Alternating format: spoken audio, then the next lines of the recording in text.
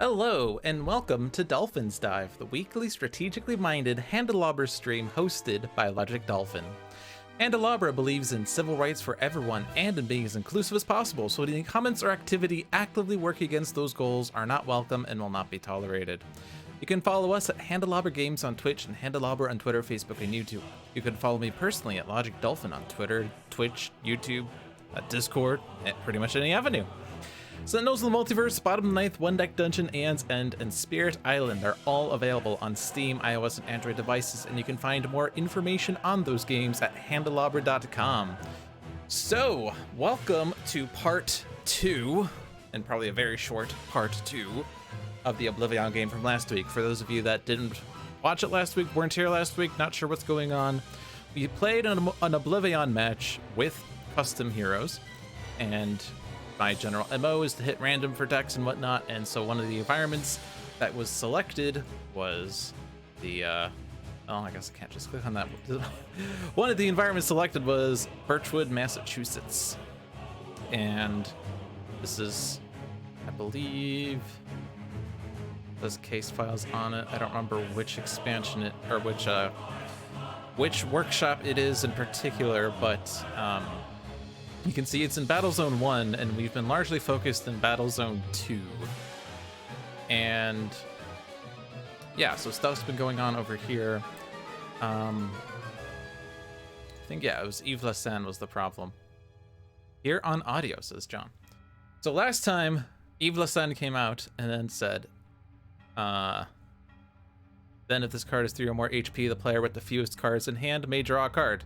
But the person who programmed this deck did not account for this to be a miss in an OblivAeon match where there are no heroes, and so it created a null reference exception, and we were not able to continue the match. It is now 1 week later. Has the situation been resolved?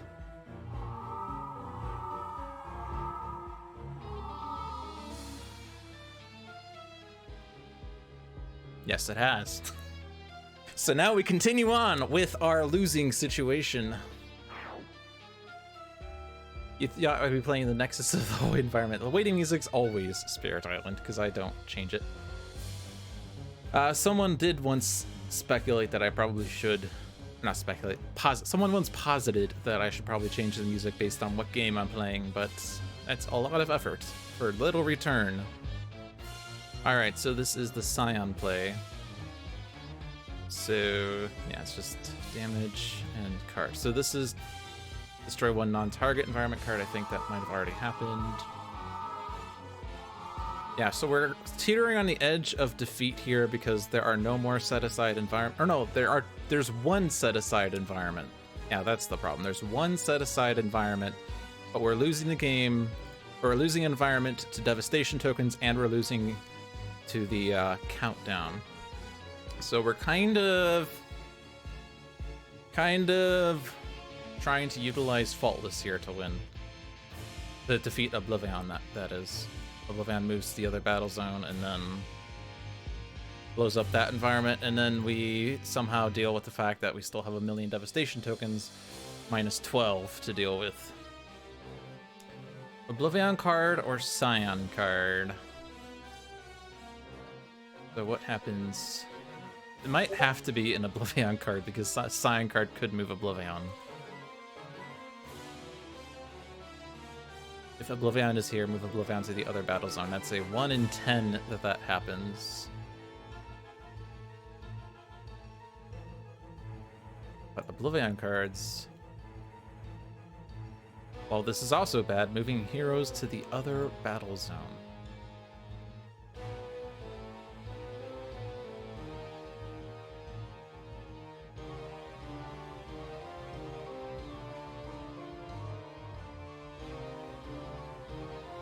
I mean, OblivAeon cards might just strictly be worse. I mean, there's the 1 in 11 that he moves heroes and then we can't actually hit OblivAeon and we lose the game still.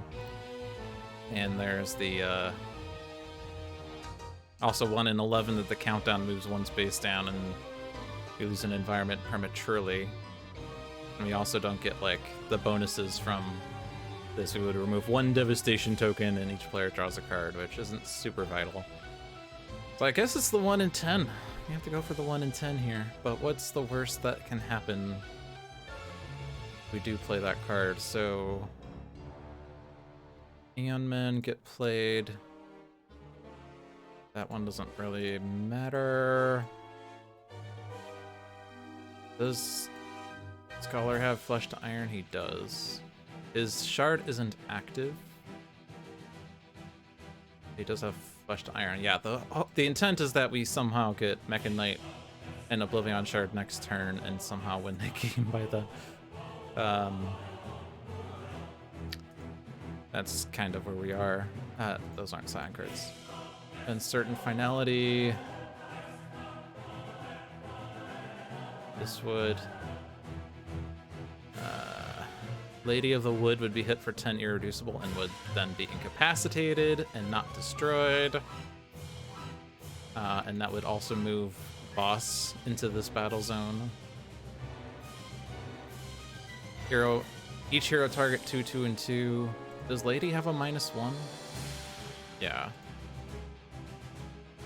That would be okay.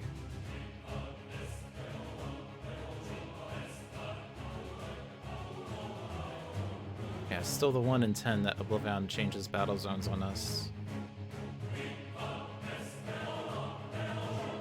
I guess we have to go with Scion card here. Alright, Aeon Assault.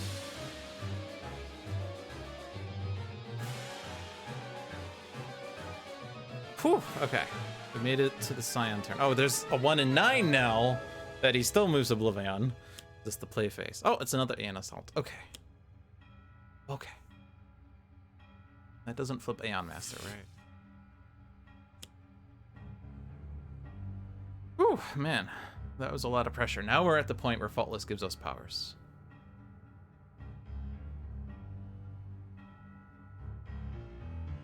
And with these powers, we have to destroy OblivAeon. I don't know if we want to even touch Dark Mind here.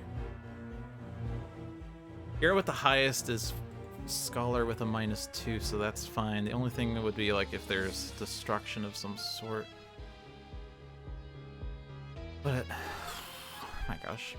I haven't touched this game for a week, and then I just started this up again, and I'm back at the same level of stress I had last week when I was like, oh gosh, this is a very delicate situation here.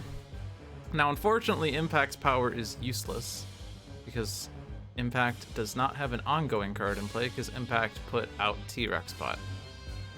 Lady of the Wood... Well, before we do that, Scholar has Truth Seeker, so that's 2 damage. Still need 2 more. Lady of the Wood obviously has it, right? 1 damage, but it's also increased by 3, so she just one-shots OblivAeon. We would want to use Lady first. Goes up to 2 targets, 1 lightning damage each, and it also reduces their damage by... Was it not... Oh, she's at 6. Faultless! Okay, that was my fault. I should have looked at the board. Should have looked at the board state. Faultless healed her at the very last second. I could hit her to put her down to 5. Because that would be irreducible. She'd be at 5. Her HP is 5 or less. It would lower her damage by 1, but whenever she deals 2 or less, that damage is irreducible. I guess actually then it'll become 3 damage then. 1 plus 3 is 4, minus 1 is 3. That depends on how the order of operations works. We could also do Suncast Mantle, because actually, it doesn't hit herself. But it would be irreducible. But then this would become 7 fire damage, which is nice. But I would like to get the lightning effect on OblivAeon if I can. Is it worth hitting Lady to accomplish that?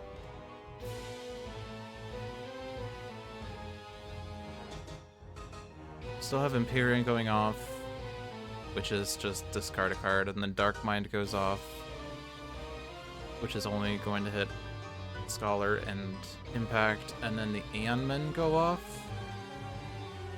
which is a miss. And then I guess we have to make sure this doesn't play. Well, I guess Aeon Men's are fine, but still. And then OblivAeon moves when he's on this one. He goes at the end, moves to the battle zone with the most hero targets. He has a -2. He deals 1.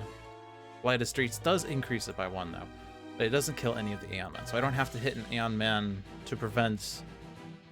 I can hit an Aeon Man to prevent Locust from going off, but not have to worry about OblivAeon killing it. I could also try to actually get more devastation tokens, as risky as that would be. I think you're gonna do this.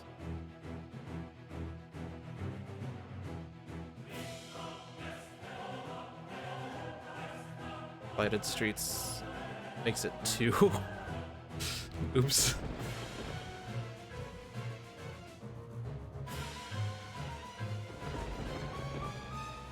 I think that's still worth. Also, I can't actually punch another target, so Aeon Locust is going to play an Aeon Man. Alright. That was the first hurdle.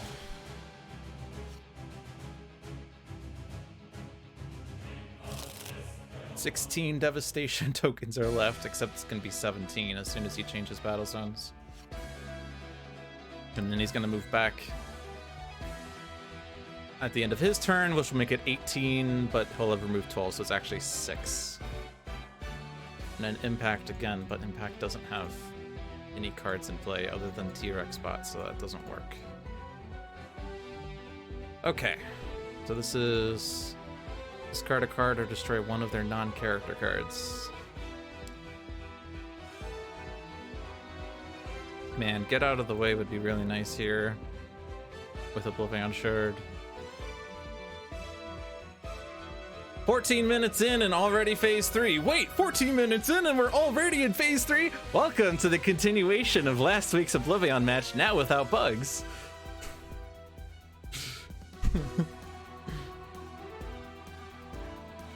Yeah, for those of you just tuning in, last week we couldn't get past the environment turn because there was a null reference exception that we needed to not have happen in order for us to not lose the game. So we had this game on pause for a week, and we are now continuing it.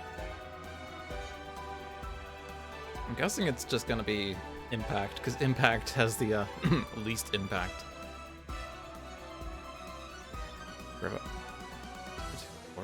Is it just discard a card? Discard a card, yeah, so... Yeah. Yeah.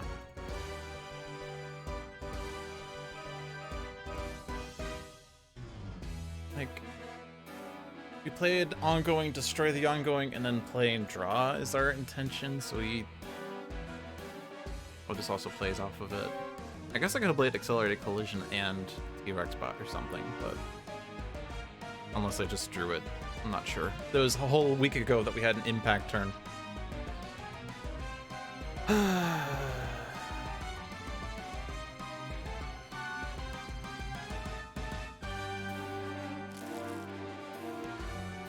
Scholar cards? Scholar has a lot of ongoings.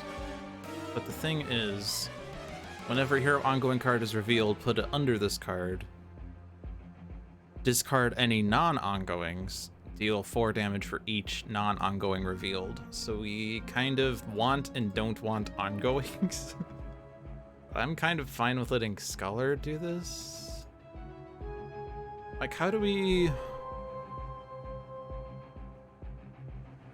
get cards back without destroying her? She has a mechanic, right? That does it? Move a random card from under this card to its trash. Yeah, on the flip side. It's gonna hit Scholar. That. Put 1 card underneath her.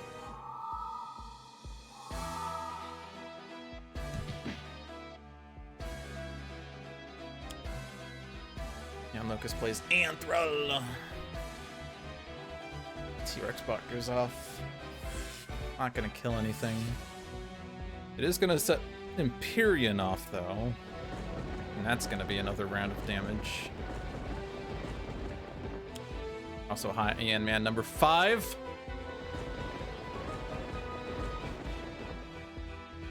Order may or may not matter. Oh, we also hit it once. So I was actually doing 0 damage except 1 to heroes.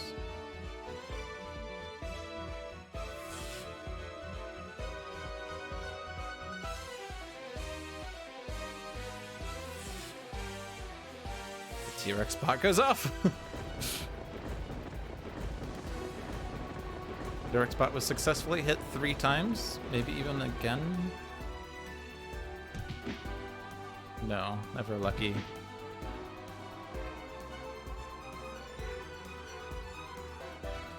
And then destroy one of these cards. Unless we discard 2 cards, which we are not even in this battle zone.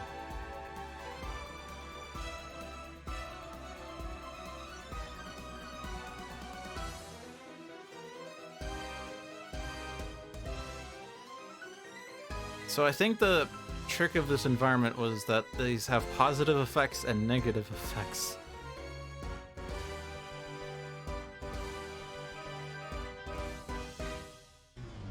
This one already's at 3 or less. Yeah, go away, Melody Dover. Oh, it doesn't even matter because it's going away anyway. But still, it's the principle of the thing. Alright, we have another science. No, we have no more science. Never mind. No more science. Now he's in second battle zone, so that's another devastation token, and then 3 damage to all. Which is 0 damage to these things. Oh wow, he was hit many times? I didn't even notice that. But it is still 1 damage to heroes. Which is gonna be 2 damage to heroes because T-Rex bot goes off and hits everything for 1. I'm just gonna hit, just in case something weird goes off. Careful.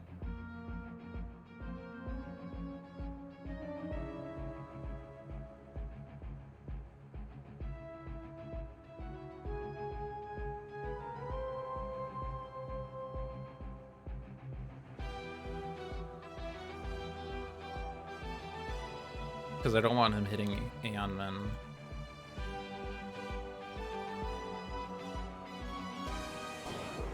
And then this order is not gonna matter.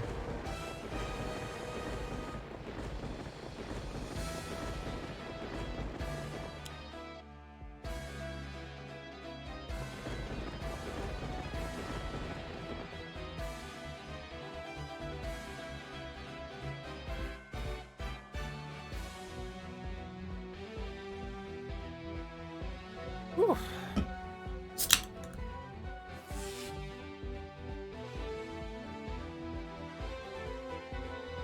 Why don't I hit the tab button?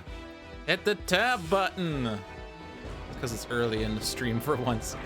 Phase 3 early in the stream is kind of weird. It's like when you wake up at 3 p.m. and you start making dinner. It's like, what? Alright, and then... yeah, still 0, but 1 the heroes. I'll hold tab for this one because it's a lot of -1s. Hey, Nemesis.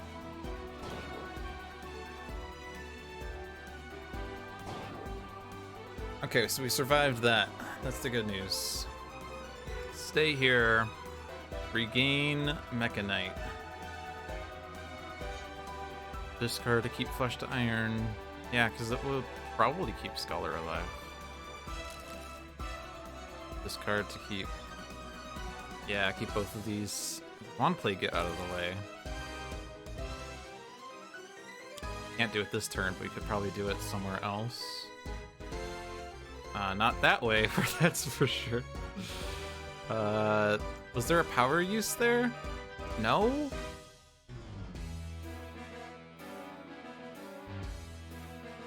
Then why? There is a power here, there's also a play here. There's no power use on, no power use on ladies. Really bad. Because we don't want OblivAeon to play 1,000,000 cards. But currently he's playing 1,000,000 cards.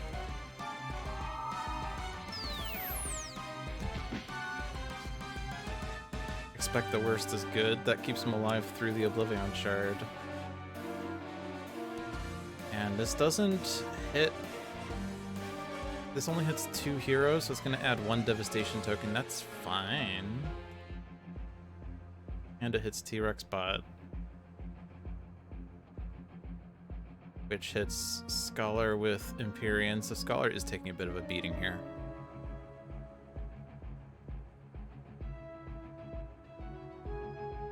I'll just do the same thing that we did last time.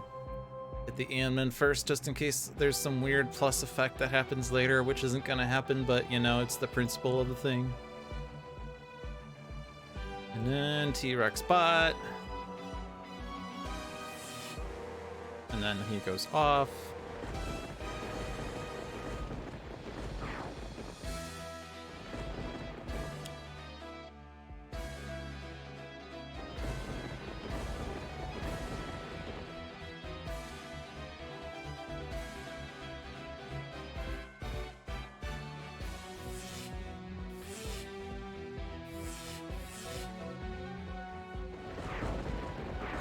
Fine, I'll hold tab. There you go.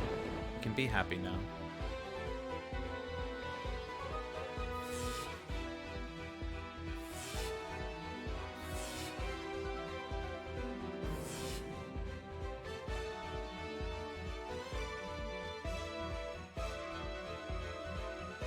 So now we have a difficult situation.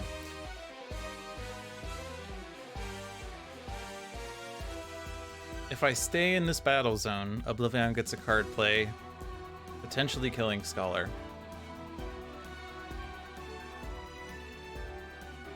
It's not always the case, though.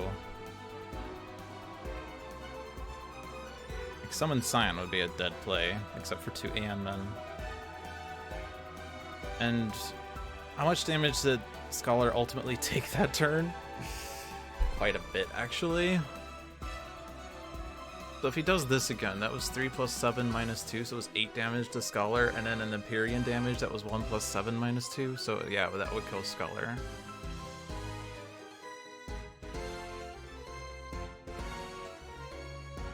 I mean, I'm not accounting for the minuses, but there's only one set of minuses right now that I can inflict with Thunder Gray.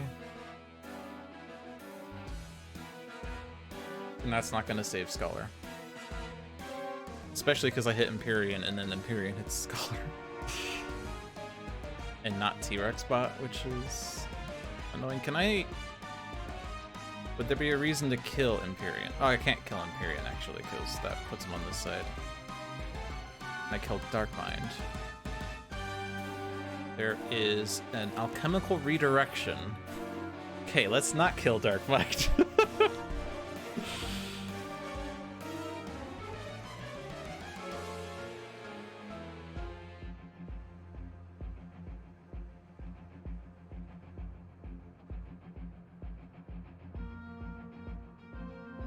Each player may discard 2 cards. Any player that does may play a card.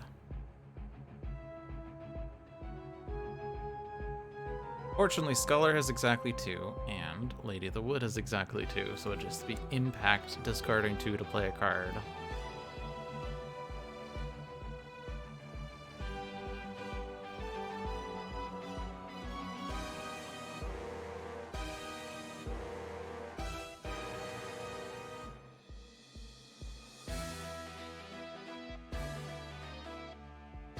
There's also Scum and Villainy that's going to go off.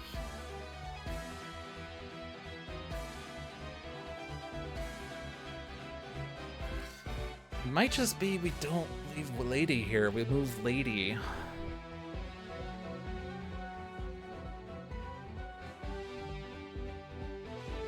And then Impact does give a power. And that's another 40 damage to OblivAeon, which isn't enough. These aren't gonna do it.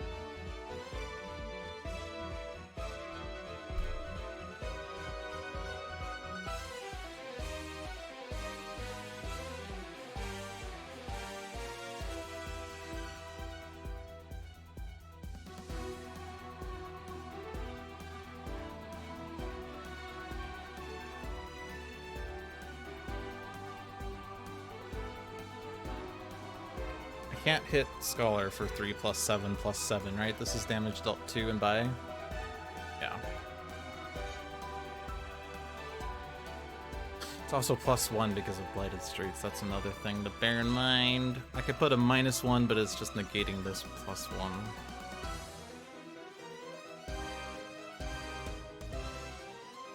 Maybe the correct play is to not OblivAeon Shard. Maybe I was a bit too fast in that.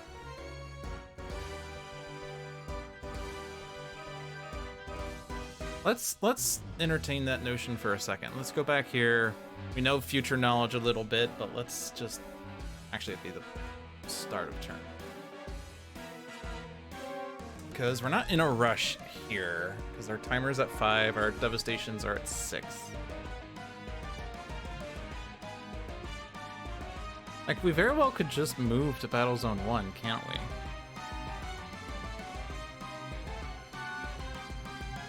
Like, there's a lot of downsides in this battle zone. I like expand this view. I want to see what's in this. Want to see what's behind Flesh to Iron. Well, it's faultless and it's 3 signs. Okay, so we get 3 devastation tokens if we don't have enough heroes here.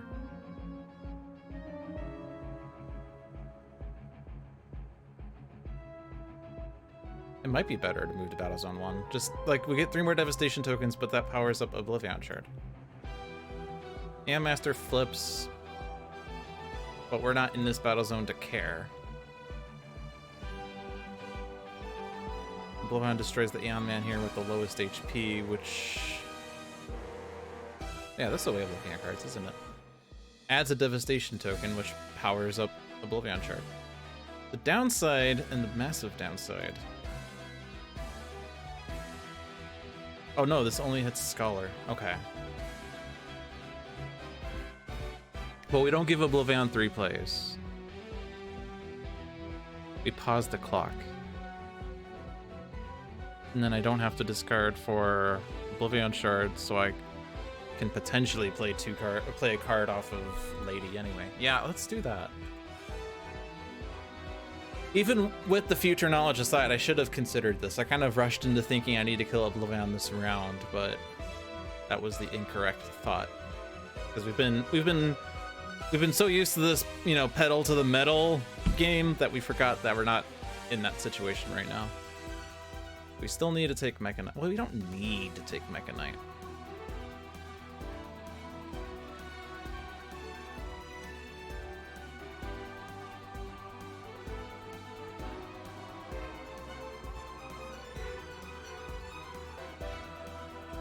Just, like, we're not really getting objectives anymore, right? Chekhov's Hairdryer would be a bit better than Truth Seeker, but we can't get that, right? Because this requires equipments. Yeah. We don't have many equipments. Does Impact even have equipments? I don't know. Looks like a very ongoing driven hero, so no. Lady has... Yep, some equipments there. Problem with playing this to draw 5 is that my turn immediately ends. I wonder how that works at the pre-start of turn now. If you play it during your play phase, your turn immediately ends. If you play it out of turn, you're not in your current turn. So I presume this is my current turn. I could even just test that out and see, but... I'll just take that. Don't do that one. I could probably even want Mihor Legato to come out next turn, so I want to play this turn.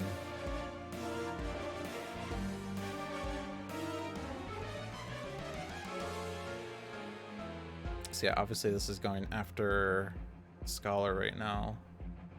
Not going to be that much because this is the first Scion turn. It's going to be plus... It's just 6. 6 plus 1 is 7, minus the 2 is 5.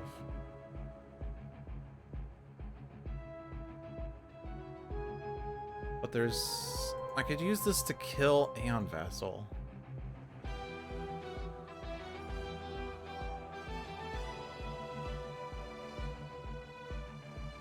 Like, my cards don't really matter, except I need to have enough to discard, which means I guess I'm not discarding 2 here. Unless I do, like... Unless I do... Well, no, I'm drawing a card at my end of a turn. I could discard the other 2 cards and play No One to Hold Fast. We do know with Future Knowledge that the top card is going to be the, Expect the Worst, which will be really nice, but...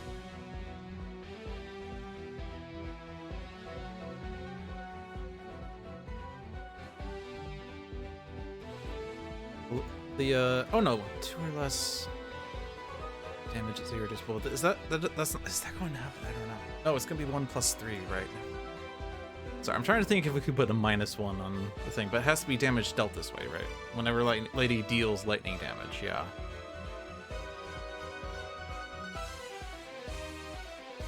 We can't exactly put a -1 across, that's not a big deal, but we do have like spare damage floating around here. I'm just gonna do Truth Seeker.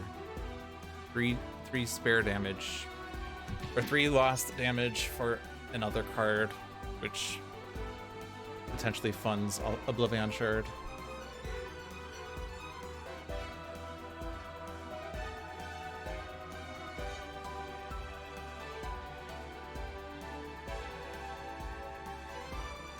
So this would be discard 2 on Scholar to play if we want it. Could we play Mortal Form? No, we can't. We don't have enough card sustain there. There's also a question of what's happening over here. I don't know. The correct play, since there's not much happening here, is probably just to take objectives.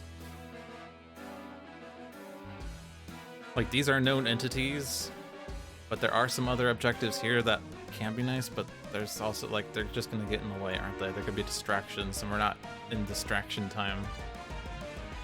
We just kind of probably just have to go with what we have. So in that case, we stop environment cards from being played.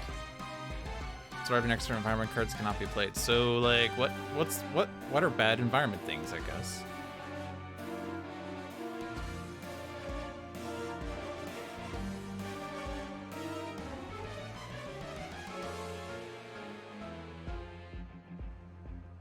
Whenever another hero would play a card, use a power, or draw a card, instead the hero next to this card does that respective action. You're saying Scholar could have 3 turns?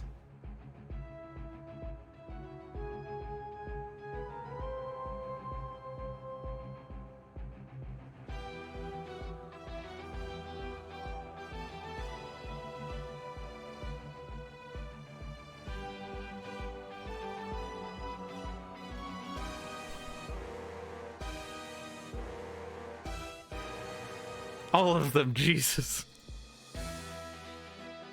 Alright, we just stopped the environment from playing cards then. Yeah, there's a lot of scary cards in there. Now's not the time for scary cards.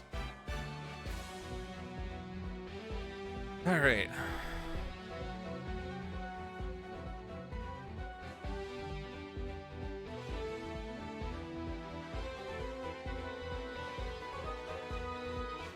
Put Seasons out.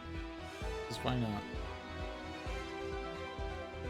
Now, just to check, this isn't gonna work, right? Yeah. Oh, wait. It did work.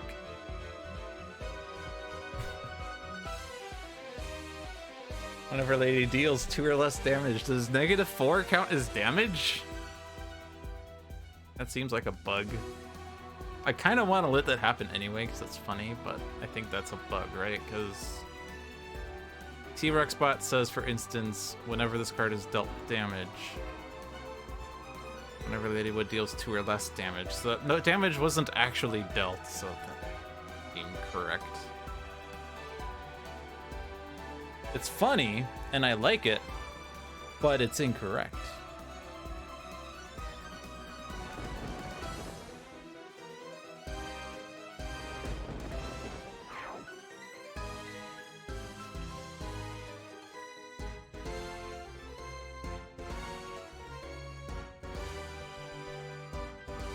Alright, we have lots of fin caps here. Drop, play, no environments, power, HP, damage. This card one shot to draw 2. Draw play, select a target. Whenever the target is dealt damage by another target, they deal the source of that damage one radiant damage.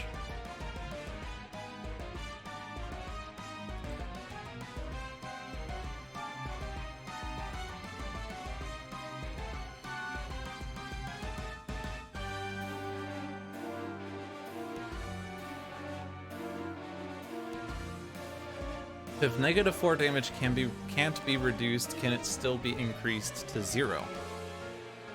That is like philosophy right there.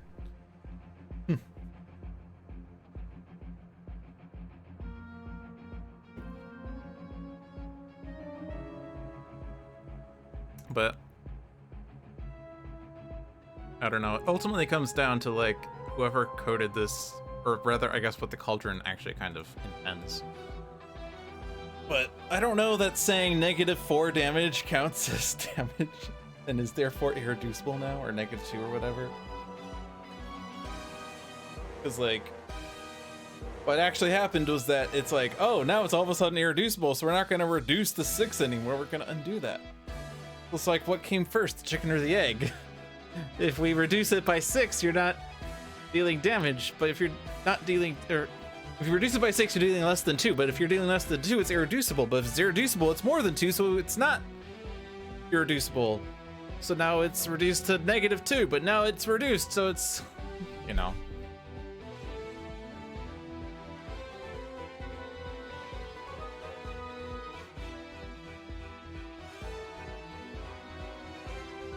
Single-digit math paradoxes for the win.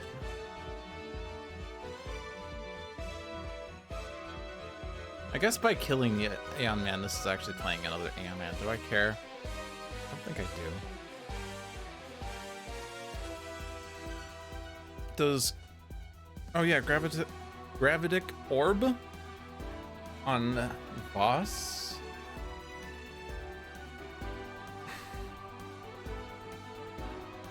Well, the problem is you're most likely playing a card that deals damage.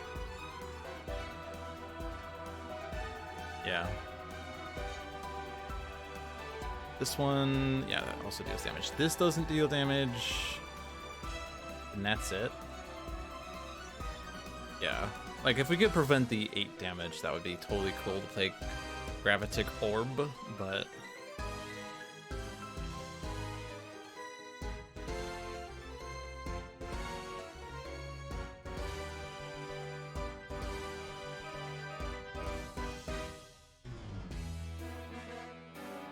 Oh, we can just kill Aeon Locust. We play that Repulsion Shield or something.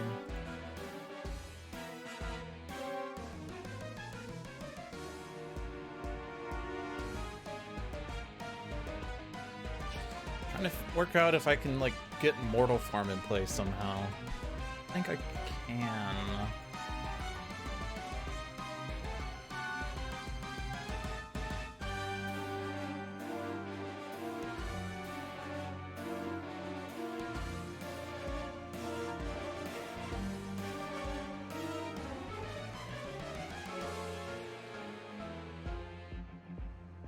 Like, there's not that much HP recovery, but if I play Mortal Form, I guess, like, if I lose Flesh to Iron, maybe that would make it okay, because, like, -2 versus +10. But if I have Mortal Form and I play Get Out of the Way somehow...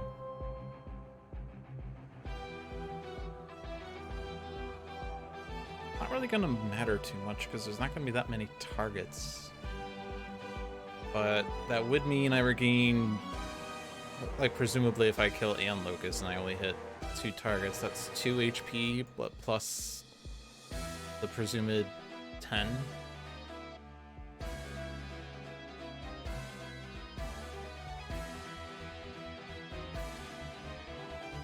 Do we need that, though, is the question. I'd probably want to expect the worst and play it. Like, assuming we can kill OblivAeon in time, we just would want to play it either off of Lady or off of Impact, so that Voss doesn't kill Scholar.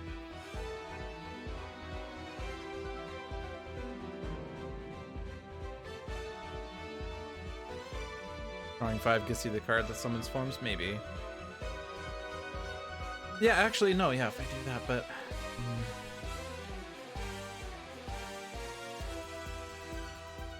I mean, I'm guessing it's better than Horde Legato, isn't it? Oh, this is a +1 on hero targets, period. Which is nice. If I were to, like, play a card here... stuff... Oh, I can't regain and do that. Yeah, I'm gonna say Scholar draw 5 is better.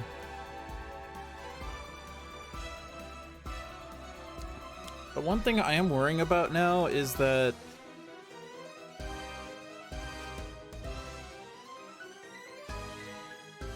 Voss still destroys environments if there are 12 or more tokens, right? The countdown no longer matters, but devastation tokens do because this is still in effect. So we might still be on a timer here. We might still have to win next round. Because there's still 3 devastation tokens in Battle Zone 2. That's gonna go off a second time.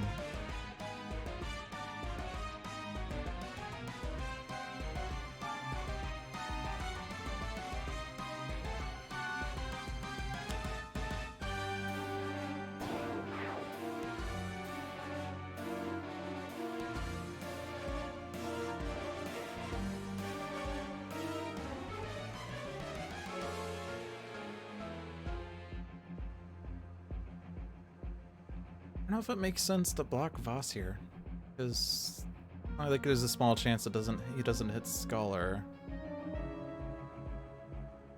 I guess 10 irreducible, like that's going on wood? Yeah, sure. But do I want to destroy an ongoing card to play and draw?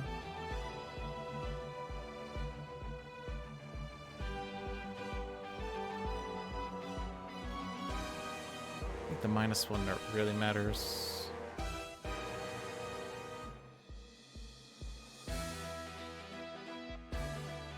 I'm just gonna play it and not destroy it.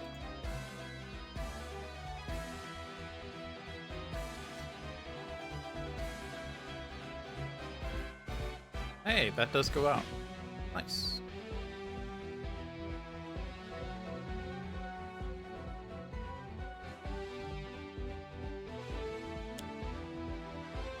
Well, we saved wood.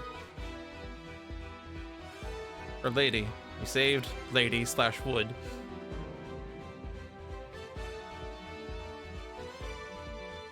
We're also getting 1 less devastation token as the result, because we're moving a Scion.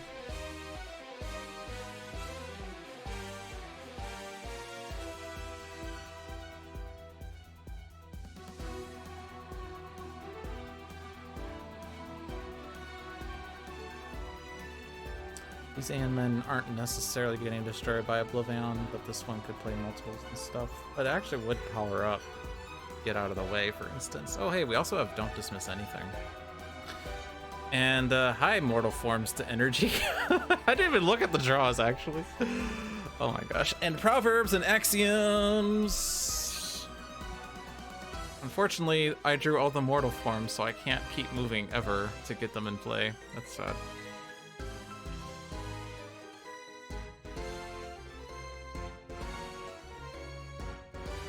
Empyrean is probably the least deadly.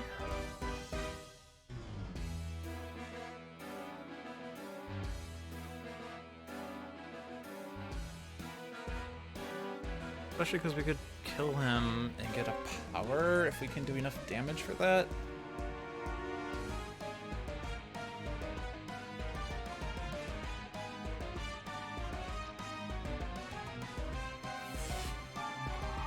Oh, also Voss hits it, so that's fine. Oh, this is this thing, right?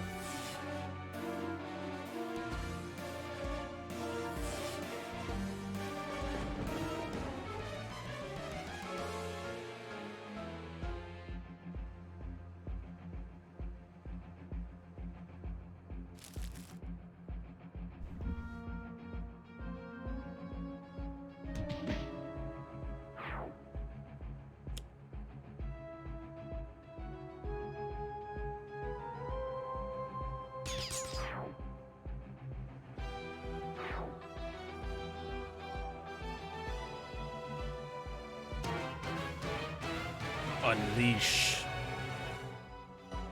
You do that, Aeon Master.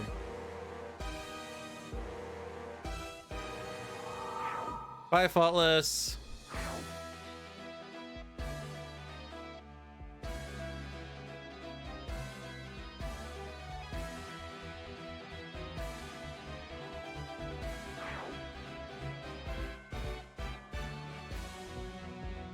Interestingly, interestingly, we're still sort of dead. Except if we kill Empyrean, we actually get one more round, don't we? OblivAeon moves, that's 10. 2 tokens in the other battle zone, that's 12. But if we destroy Empyrean, that's 11. And so we aren't forced to win this round if we do it correctly. Yeah, man. Yeah, man. That's a fine one. Okay, never mind. We got more devastation tokens. Lol JK.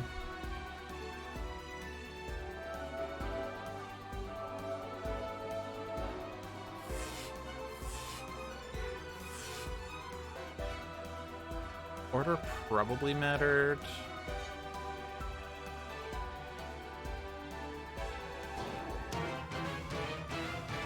I don't think it matters outside of we probably could have killed the other Aeon Prowl or something. Ultimately, it sort of matters, but not really.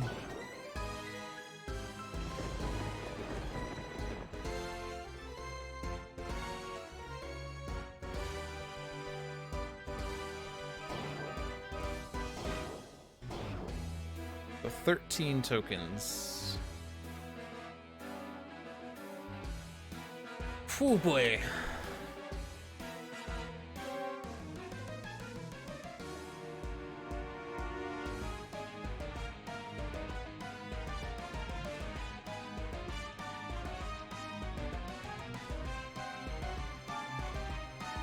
So 14 times 5 is 70. That's some math for you guys. Bet you didn't expect that math.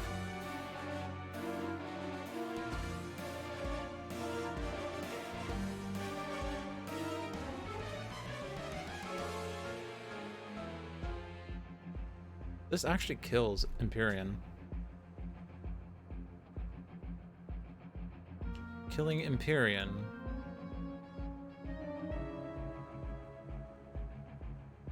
Gives a power.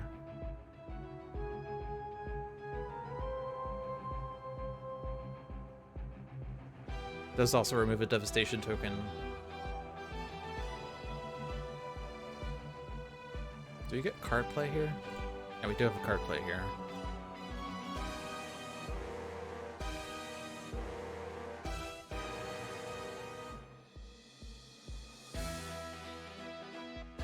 So if I were to take El Mejor Legado and play El Mejor Legado, then my Mecha Knight does 1 plus 13 plus 1 5 times.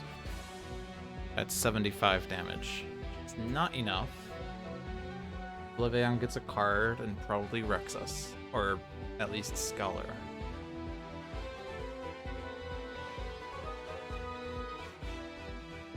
But that would be 5 damage off of Mejor Legado, excluding the end of turn damage that comes after OblivAeon's play, so it would probably just not happen. If I did play Mortal Form here, and then I play Get Out of the Way,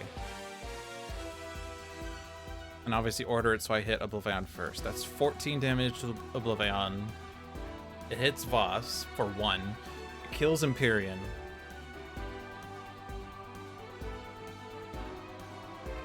What's the order of operations here? Whenever a Scion is removed from the game, remove a devastation token. But it removes from the game after the power, so we still have 13 devastation tokens. So we'll have the 1 plus 13. 14 times 5 is 70 there. Plus the 14 here is 84. And he regains 3. Deals 3. Still plus the 13, so that's 16. So what number were we at so far? That's so 70 there. 14 there is 84. And then 84 plus 16, right? That would be 100.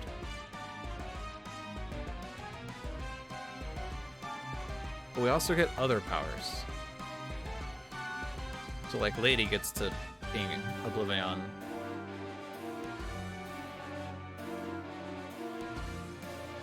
And then Truth Seeker would do enough. 14. As long as Lady hits for 5.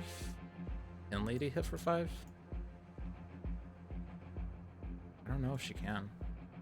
But that's definitely the best source of damage, right? We could also don't dismiss anything.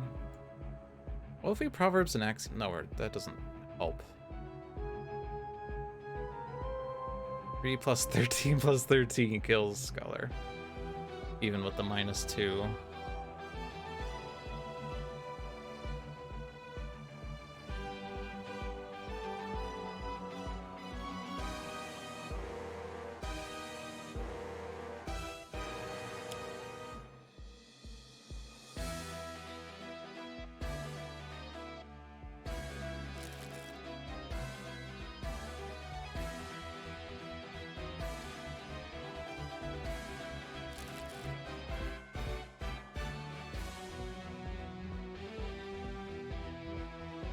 I don't think I can expect the worst. Because we have to win, like, this round before any other action happens.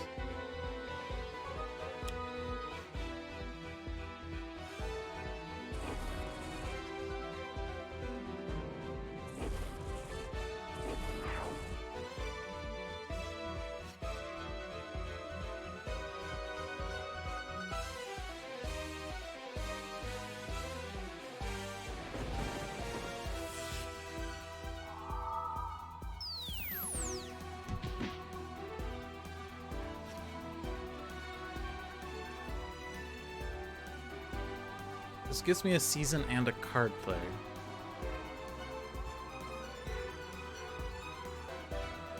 Like, this kills Lady. This doesn't kill Lady, but it only deals 4. I feel like we need slightly more. Like, 1 more point of damage. I think. But what seasons are in here? What seasons do we have right now? We have fall and winter, so there's still summer and spring. Healing Toxic regains. And increased fire damage by 2. Well, that would kill her even more. We could, of course, put all the seasons in play. But we're kind of hoping then to see a card that deals damage. If we did that.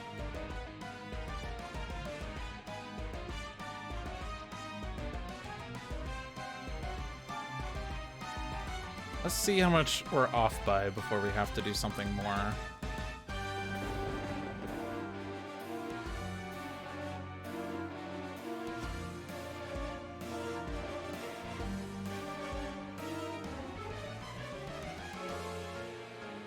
Reduce that target to half of its current HP, rounded up. That's a card. Power doesn't work.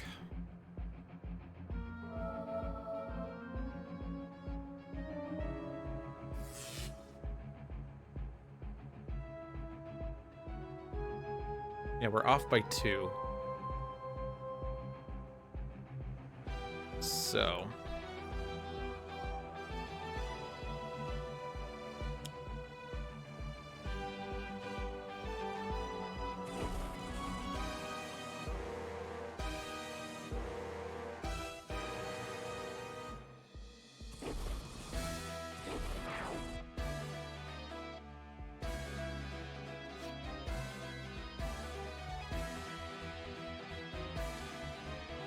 Proverbs isn't going to be enough, is it, right? Because it doesn't give another power to Scholar.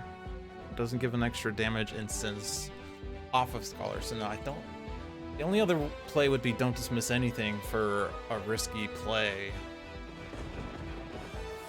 But then we're still not playing get out of the way here.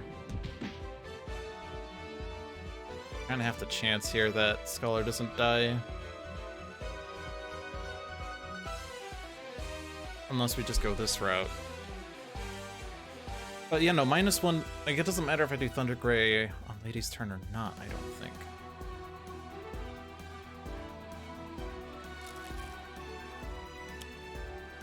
Getting 2 draws at least.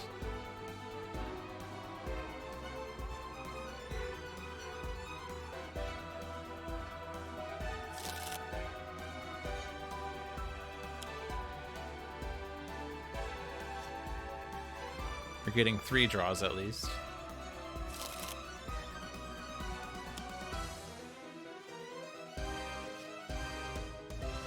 Does that do it? I think that does it. Increased damage dealt by Lady by 3, and now we're dealing 3 damage here. That does it.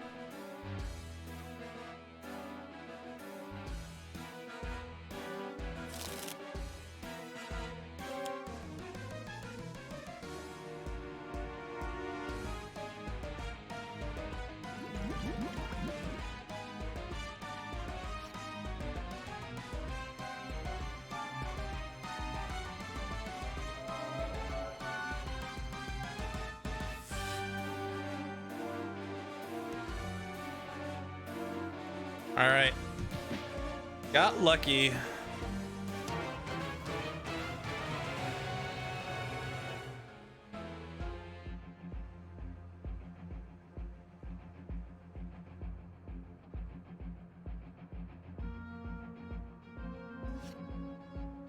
But now the rest doesn't matter because we just kill with impact, giving Scholar a power.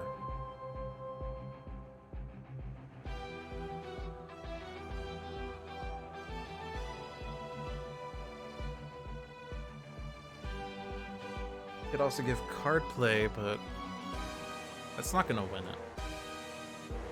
Could just regain hit points for no reason. We can't have Lady deal herself 3 damage. We don't have the one that says when you regain HP, do a thing, right? We discarded that one. Yeah.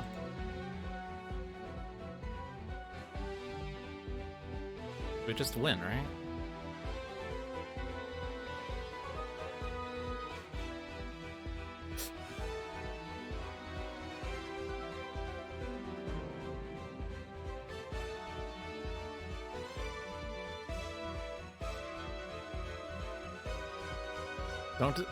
Don't dismiss anything would be fun, except we don't need it.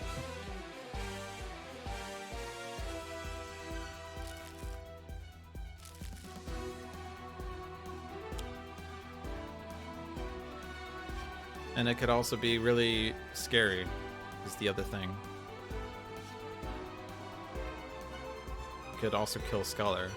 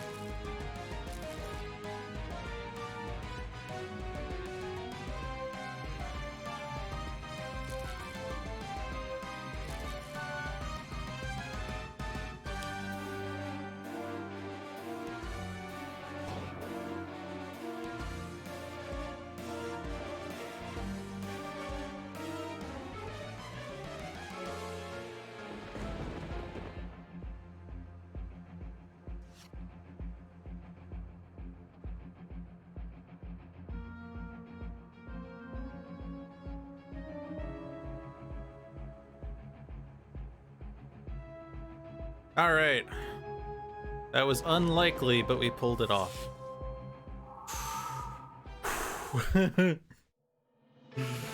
Oh my gosh.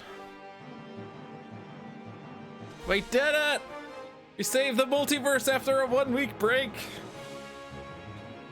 That was so close. It's so stressful, my gosh. And we got a clutch draw, which might have been necessary. I'm not sure. Did that take a bit longer for the credits to start than normal? Looked weird. Okay. Yeah, we lost a lot of heroes along the way, and we didn't even get that many rewards, but we were fortunate to get OblivAeon Shard and Mecha Knight on the same hero very early on in the match. But it was very difficult and very stressful. I need to go to my stress Rubik's Cube. I've taken up Rubik's Cubing lately because I watched a couple videos on Rubik's Cubes and I got back into it because at one point in high school, my dad had a book, an old book that said how to solve the Rubik's Cube, and I followed it. It's a really bad method for solving now. But in high school, I was like solving Rubik's Cubes for fun, but I didn't really do too much with it. And then like a couple months ago, YouTube algorithmed me with a Rubik's Cube speed solver, and I'm not getting into speed solving, but I did get like a couple of cubes that are recommended by speed cubers, and the difference between the cube I had back then versus the cube that I have today, like night and day. This turns really easily, whereas the older cube you had to like line everything up perfectly just to barely be able to turn it, and so it made it really slow to solve. Plus all the stickers are wearing off too, if I recall. I didn't actually have the older Rubik's Cube on hand, which is why I ordered a new one, which is good because the older one would have been terrible. But yeah, but now the thing is, I have a habit of just like sitting here playing with a Rubik's Cube. Just like, can't exactly see it because it's off screen, but I'm just like sitting here shuffling it repeatedly on loop. And I think also part of the problem with the green screen is that you can't actually see all the colors that well, like, because obviously the green is hidden, but the yellow, wait, which one is it? That's white, that's the blue, that's the orange. Yeah, that's yellow there, but you can't see the yellow that well. You can also see when I hold it up that it kind of screws with the green screen effect, because it's like, I could turn it off temporarily.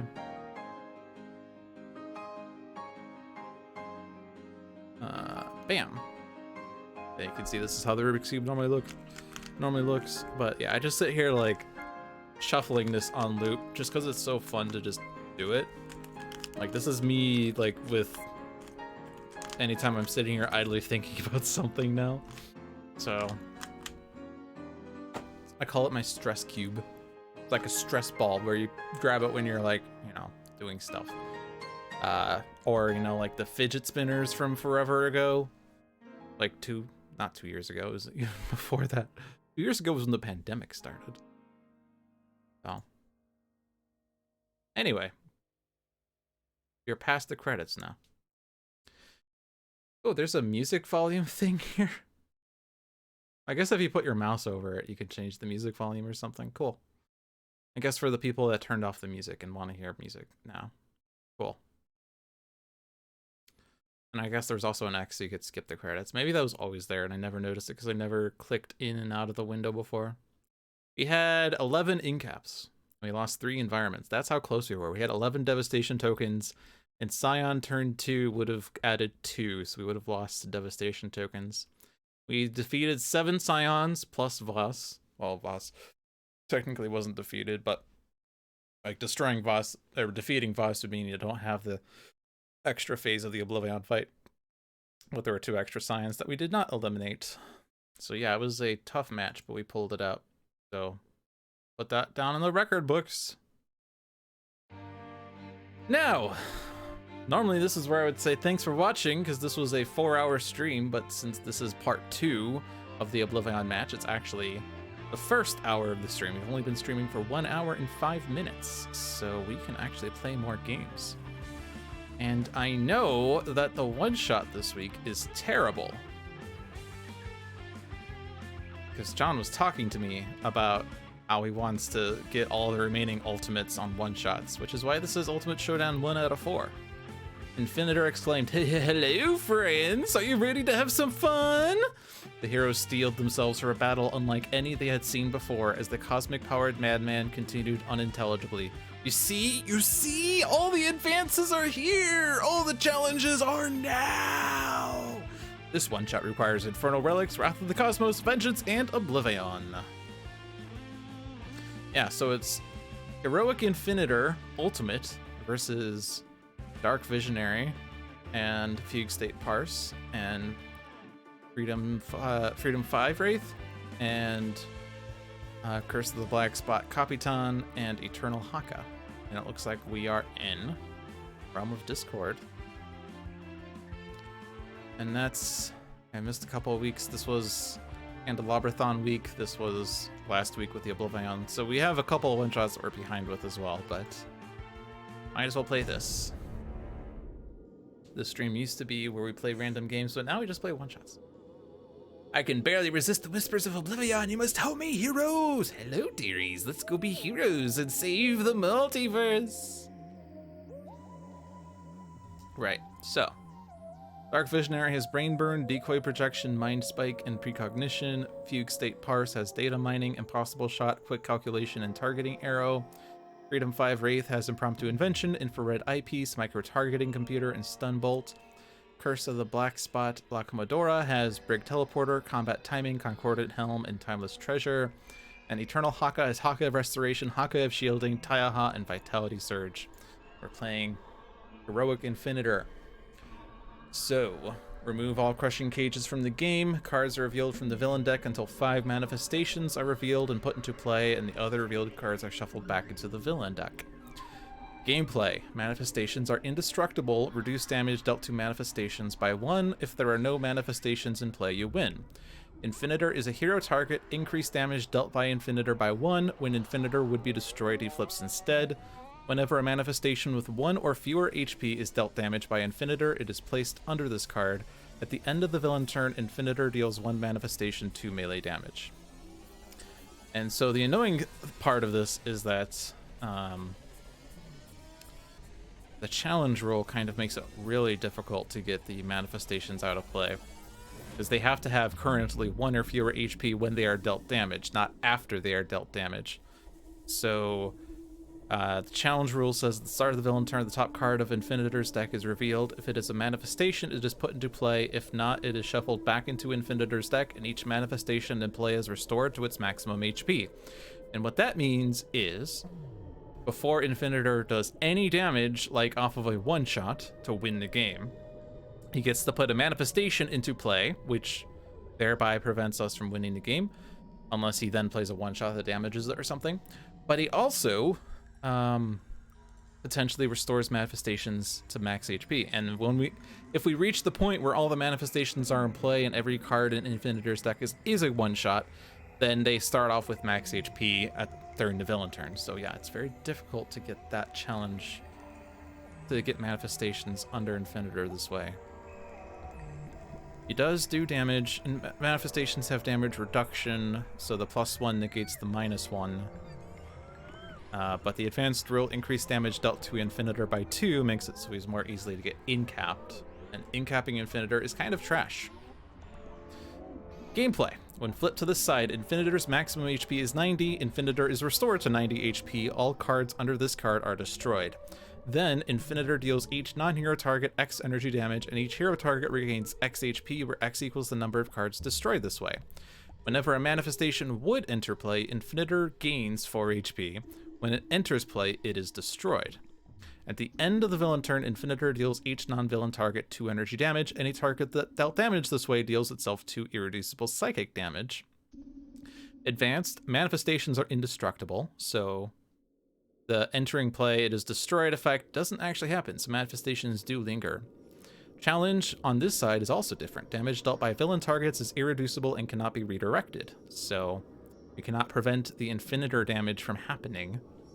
And thereby we cannot prevent the 2 irreducible psychic damage from happening. We could redirect that part, but yeah. This seems terrible. This seems terrible. Also, the other sort of fun thing would be like, in a normal heroic Infinitor fight, flipping Infinitor to the side, he potentially destroys all the manifestations that are still in play, if there are enough manifestations we had destroyed on the front side. But that doesn't happen because they're indestructible, so... yeah, this side's trash. Unfortunately, very hard to not get to that side when playing Advanced. And, playing Challenge also makes it very hard to win on this side, so... who the hell knows?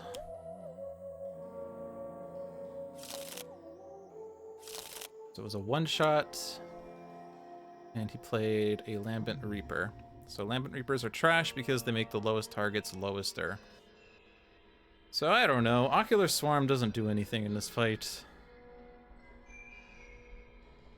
Does it? Yeah, whenever this card or any other manifestation card is destroyed, they're never getting destroyed. They're indestructible on both sides. So this is a dead card. Oh, most doesn't really matter. Maybe we target Lambent Reaper because we can get the Lambent Reapers out of the game.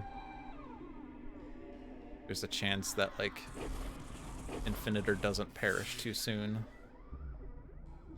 Lowest? Do we have a telekinetic cocoon? We don't.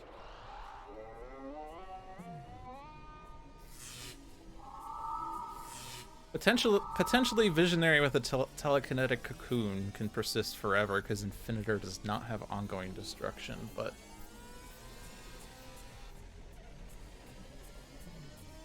on the other hand, Realm of Discord already screws that because Imbued Vitality turns earns the thing. I just named it and I forgot. The cocoon. It makes the cocoon a 6 HP target and then it dies to Lambent Reapers. Or to Infinitor playing his deck. So what do we do here? We could use Precognition to control Infinitor's deck and make sure that a manifestation is on top. So that it is thereby put into play, and therefore we can get a Lambent Reaper under Infinitor. We also have Turmoil, which can also do that. We can do that on the Environment deck too. Also, what were the other cards we have here? This is their card that says damage dealt by hero targets is irreducible. This isn't a hero target, though. Oh, he is a hero target. Okay. He's not a hero, but he is a hero target, so. So if we do end up with Reveal the Flaws, Infinitor does irreducible damage to manifestation, so the +1 would be potent then.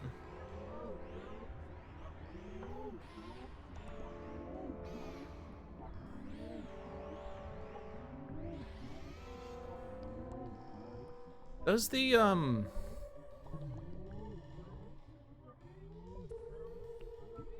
Ardoha.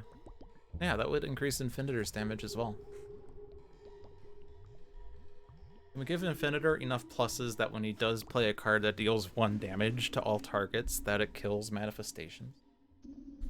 Well, we need irreducible damage plus a +1 somewhere. Well, and another +1, which is not that possible. I also have an infrared eyepiece as well.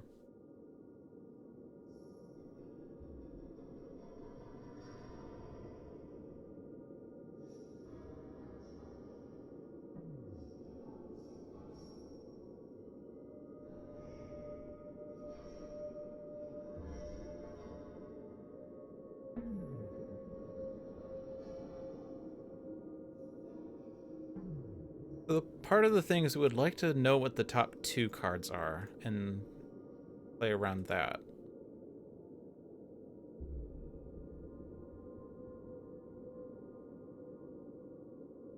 Damage has to be dealt. No, it doesn't have to be dealt for Stun Bolt, so we don't need micro-targeting for Stun Bolt.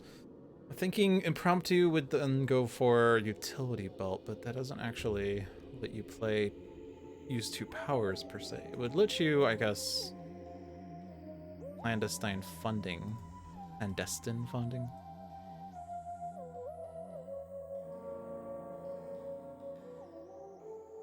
Then if that target has 5 or fewer HP, it cannot deal damage until the start of your turn. And that's irreducible. Irreducible. Okay, that stops manifestations from dealing damage. Seems nice. Even if a Lambent Reaper stays out, we can make it not deal damage. So we can try to make sure Infinitor takes out this one, but also have this one not deal damage, for instance.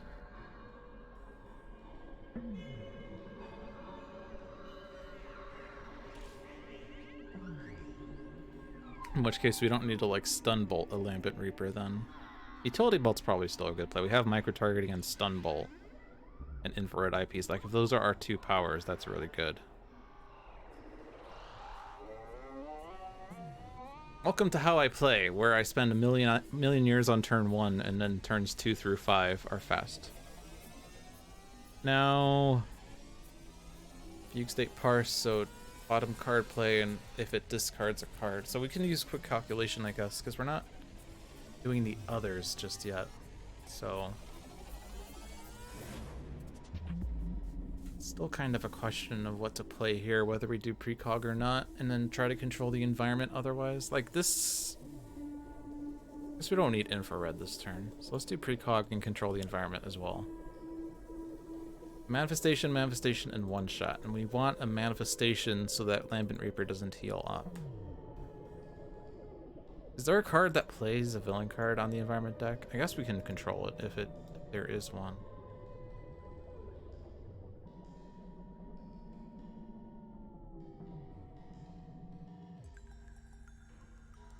At the start of the villain turn, play the top card of the villain deck, but this goes first, so that's fine. We don't want Lambent Reaper. It's gonna be Twisted Miscreation, for which is pretty potent, but the things that damage the lowest HP are bad. What does this one say? Reveal the top card of the villain deck if it is manifestation, put it into play, and then play the top card. So we probably want this on the bottom. And try to set this up so that Infinitor does damage and takes things out, maybe. But that's a timing issue. Alright, so Realm of Discord, what are you doing? You have Ghostly Images and Portal Fiend. We want random one-shots.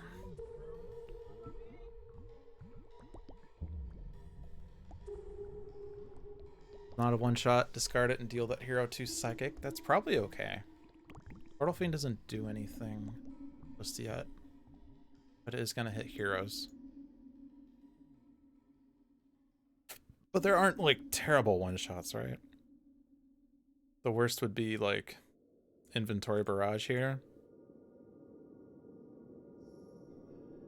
I don't think Capitan's one-shots are terrible. So let's do Ghostly Images and see what comes from that.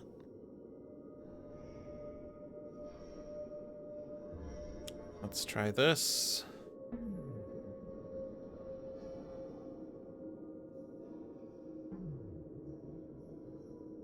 Interesting. If you discarded a card this turn,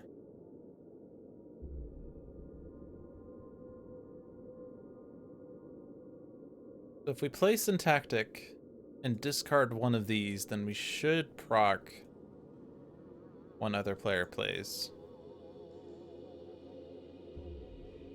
Probably want critical multiplier, don't we? This could increase Infinitor's next damage by 1, but that doesn't matter. It needs to hit a target that has 1, not do extra damage to a target to put it down to 0. We don't need this degree of deck manipulation, I'm pretty sure. On the other hand, that goes into hand. Whoops. The other 2 go in your hand, right. Well, that's still fine, because we can then still do this. We just don't know what these cards are. Recompile? Hello?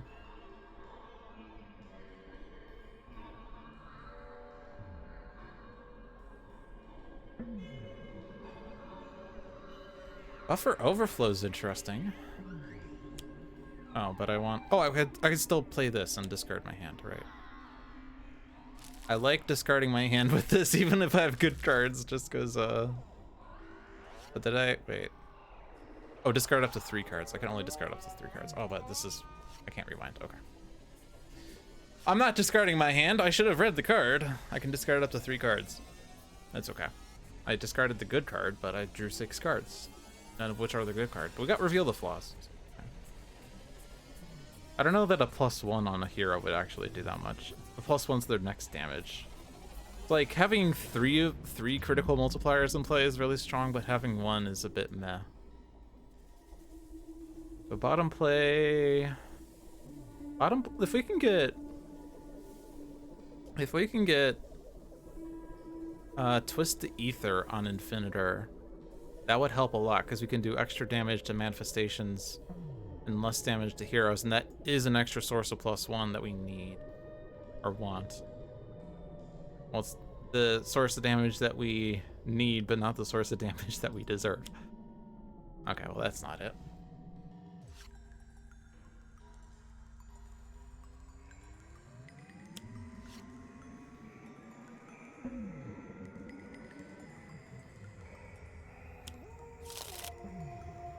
Can stun bolt. I do need to somehow hit this Lambent Reaper. I guess Taiaha does it. But this doesn't kill it. This one will be prevented by Brig Teleporter. And this one's going to be destroyed by Infinitor.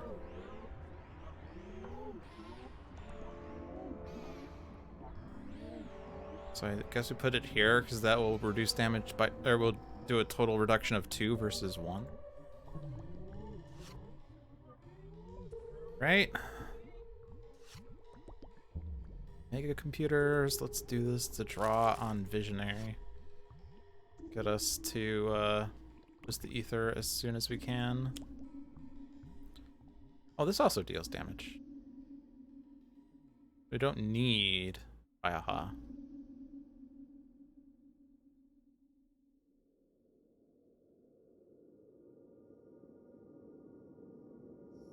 I don't know what else he would do, but we can at least put this down to 1 in advance. Discard a top card. Not Infinitor or Realm, because we already know what those are, so probably just Comodora. Comodora. Oh yeah, Comodora can always do things. Not with that card, but... So we discarded Chronological Sweet Spot. It's fine. Oh, this also does 1 damage. Oh well. Oh, but we're stopping this one from doing damage. Right.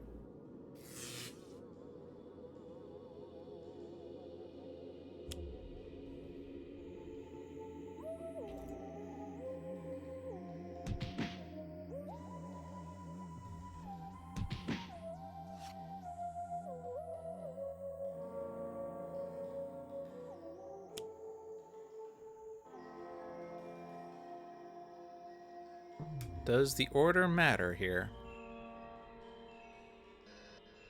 Maybe. I mean, there's one thing that would matter if Wraith plays Inventory Barrage, but then Parse plays... I guess she doesn't have any more copies of Syntactic Analysis in her deck. That would allow us to get more cards, or get cards back into Visionaries, or into Wraith's play area. So that would be one thing where order matters.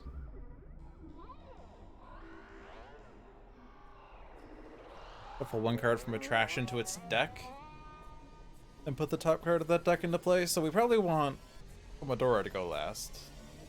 Because if a one-shot enters play and then goes in the trash, or even if we discard the top card, we can shuffle it back into the deck and then it can be played, although it doesn't actually change the outcome, I guess. Because the card will be in the deck one way or another, whether we played it or didn't play it. Visionary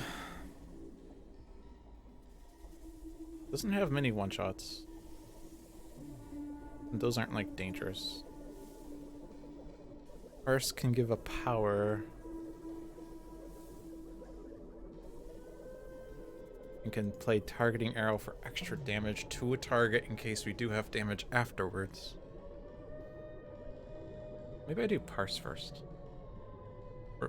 Reveal the flaws, rip. We can just put it back into the deck, I guess. That's, well, if Comodora plays the right card. Not a one-shot. Not a one-shot. Look at these cards that we wanted and not getting.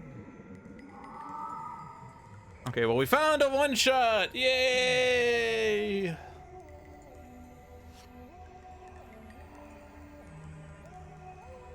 Punish the Weak is not good here.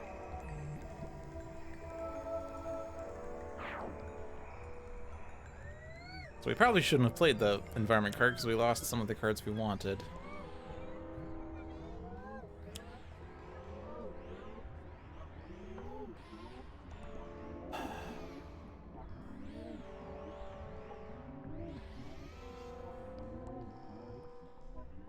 But do we do this?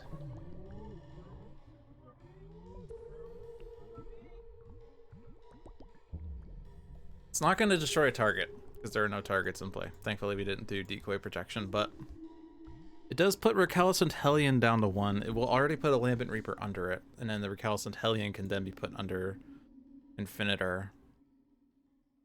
But in order for this to be like a turn that ends the game, we would need to play 3 one-shots at once.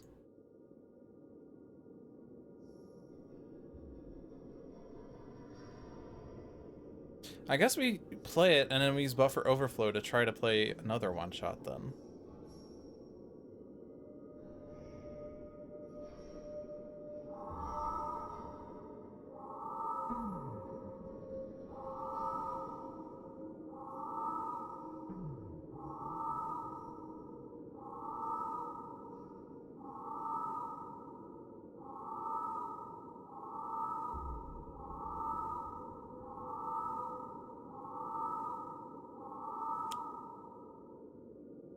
Then I destroy this.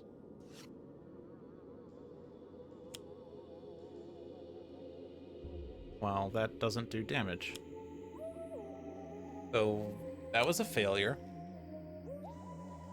But it does put more things in play.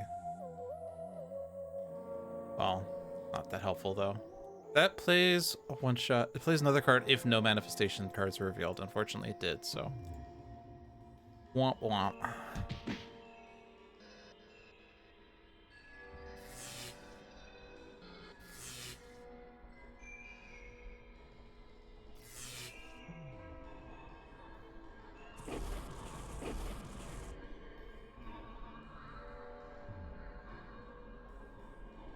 Okay, but now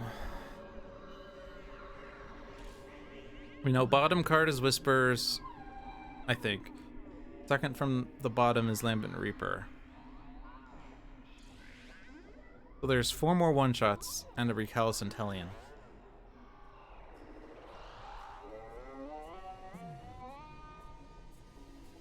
And if he reveals the one-shot first, and if that is, or he reveals the card first, and if it isn't a one-shot, or if it isn't a one, let me read it this way so I don't say it wrong. If it is not a manifestation, he restores everything to max HP, which we don't want. So we're going to probably just want to precog. Manifestation on top, one-shots on the bottom.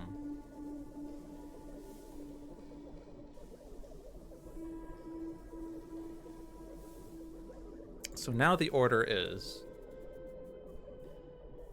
manifest on top. One shot, manifest on the bottom.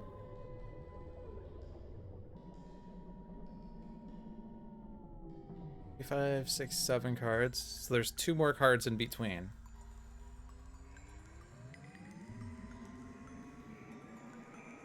So he's gonna play one shot, manifest. Also not that good. Unless it's a Machinations. Well, we know exactly what it is. It's a Machinations.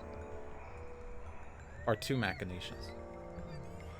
It's A Recalcitrant Hellion on top.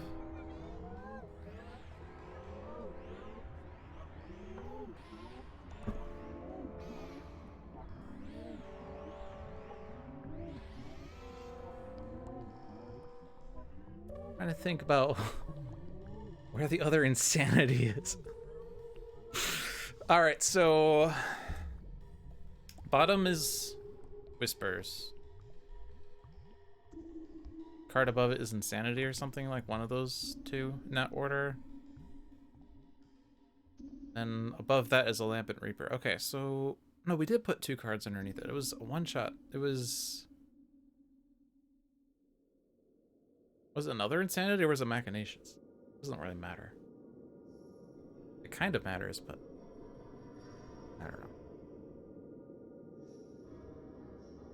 Point is, we're gonna have a lot of damage coming up next turn.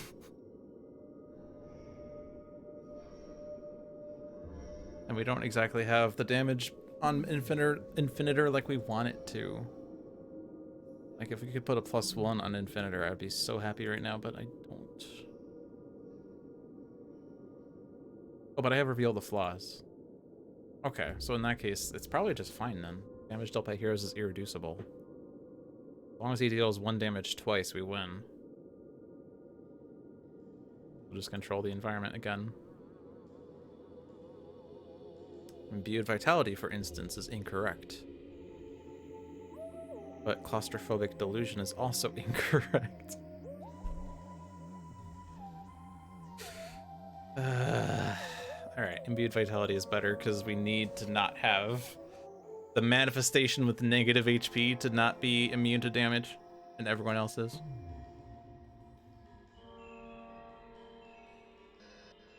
So irreducible.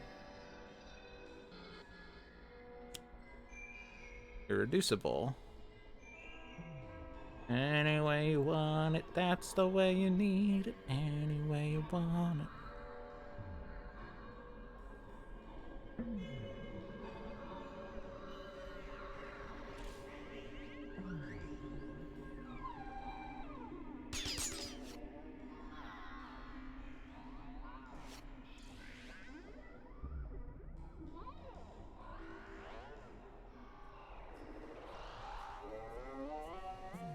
At the very least, we can set this up so that Infinitor gets a lot of machinations under machinations of a madman.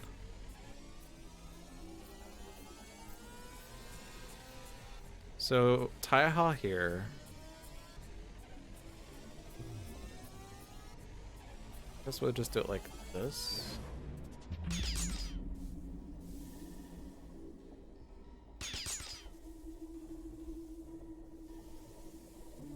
Probably don't want to hit the Ocular Storm, whatever. I'll do a -1 here.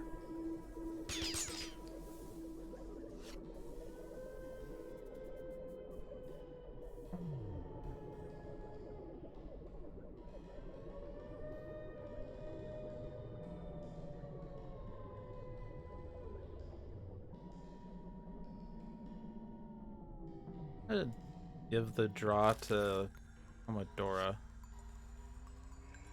If your turn, a hero may use a power.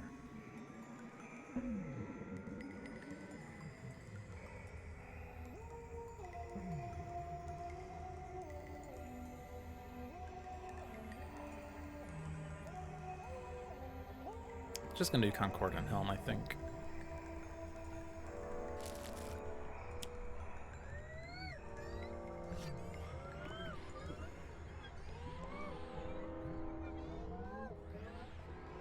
Oh, I could just discard the Imbued Vitality, huh? Is there a card that's worse than that?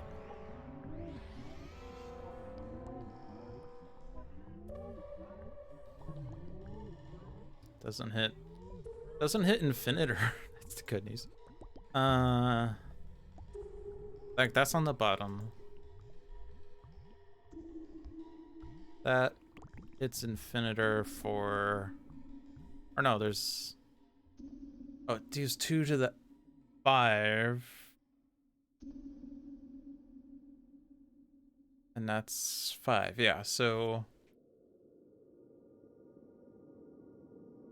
Do 2 plus 2, which is 4. That kill Infinitor with the one-shots. 14. Plus 2 is 3. Plus 1 is 4. Because he can deal himself 1 damage, which is 4 damage, 4 times before he kills himself, and the 5th time presumably would hit manifestations instead. Or hit manifestations first, is what I mean to say.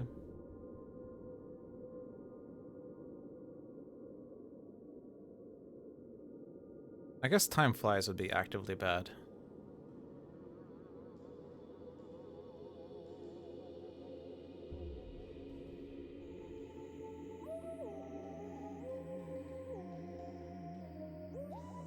Or is it actively bad? It plays more one-shots, doesn't it? It plays more one-shots. Time flies would be actively good.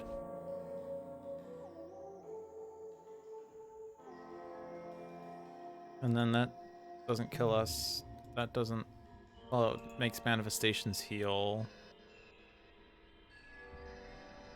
Which might be bad. It doesn't matter. Good frailty, does that kill us? I think it does. I think I'll discard the top card then. Of the villain deck, or environment deck.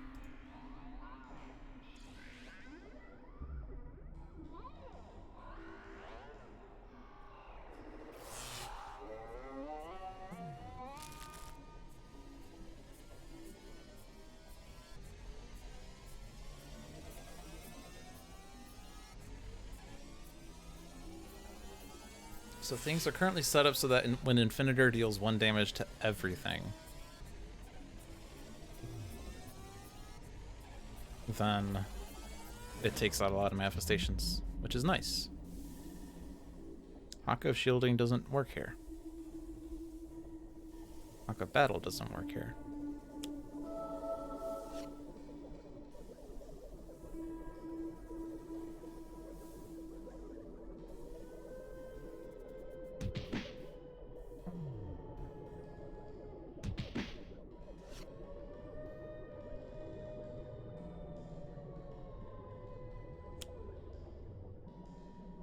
Damage. I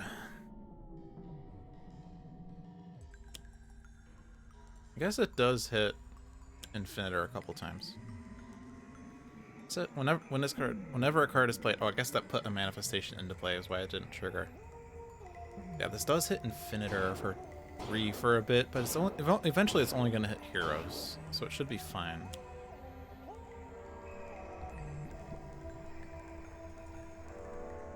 Maybe.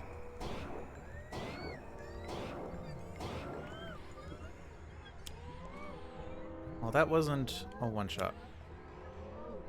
But this reveals a one-shot, doesn't it?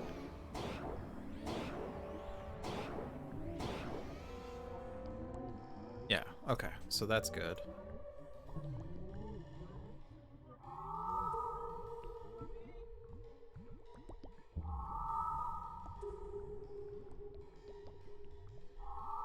Kind of have to get lucky. Because one-shots were not in places where they should have been, so... Rather, the card that revealed the top card and dealt damage based on whether it was a one-shot revealed a manifestation instead. So that was damage that was lost and also put another target that needs to be hit in play. Yeah, it's a bit tricky right now.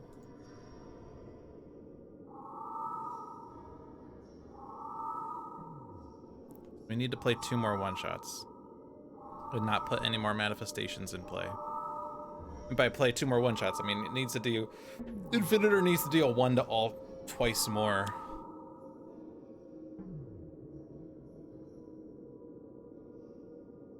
Which, yeah, so that was one that we knew.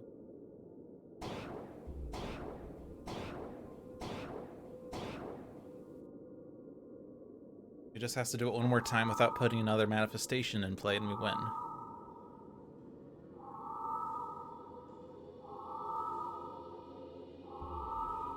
But if he doesn't, then we almost certainly lose because he's gonna restore manifestations to max HP instead.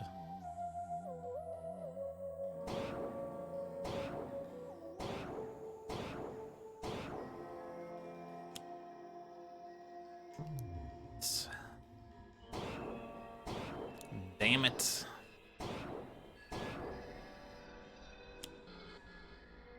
Because that does actually flip Infinitor right now.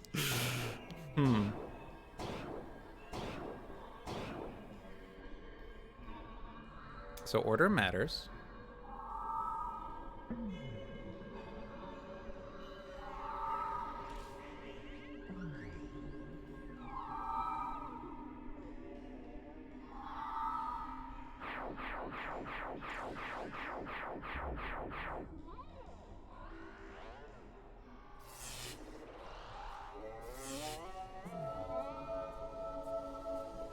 Our HP's back. Yeah.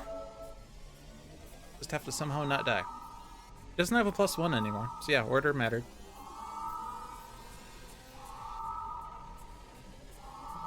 But he's still playing cards.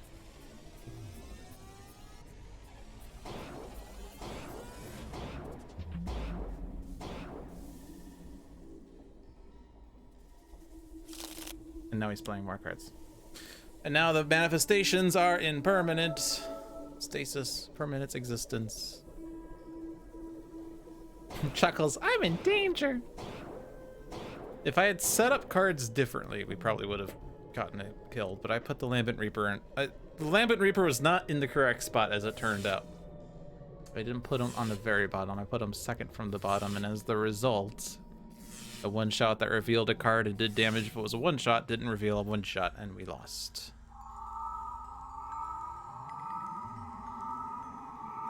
How did OblivAeon turn out? We won. And it's gonna be our one victory. Oh hey, we have Twist the Ether now. We have Twist the Ether now, guys. So that 11 HP we regained, it's already gone. It's like, we've regained 11 HP and it's gone. All right, so now we want to do 81 damage somehow, presumably, maybe. We can't reduce your damage. So like Twist the Ether on Infinitor does nothing.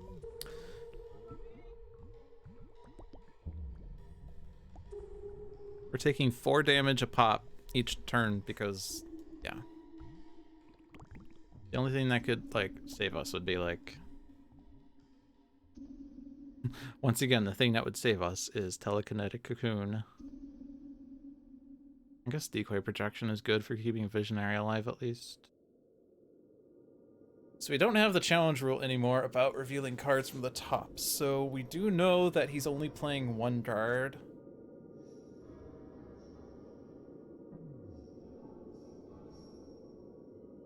So it's probably better for a manifestation to be on top so that he doesn't do a flurry of one-shots.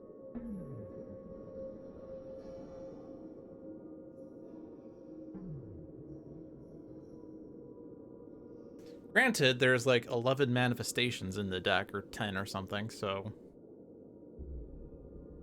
there's only 3 one-shots left. So he's very likely only playing manifestations for a while, but still, we're gonna have to take like 4 damage each round. Rough.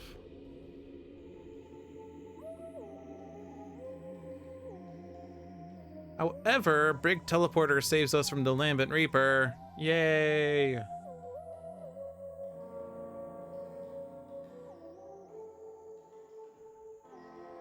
guess we just like go targeting arrow and just like do as much damage as we can. First, this is gonna ping us for a while, but it is pinging him at least. Makes sense to Twist the Ether on somebody. It does lower the self-damage part. No, it doesn't. It's irreducible. Just kidding. There's no preventing this damage. It's happening.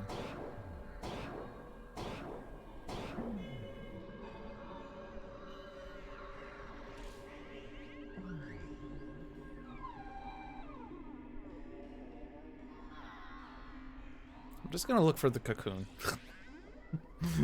That's not a cocoon.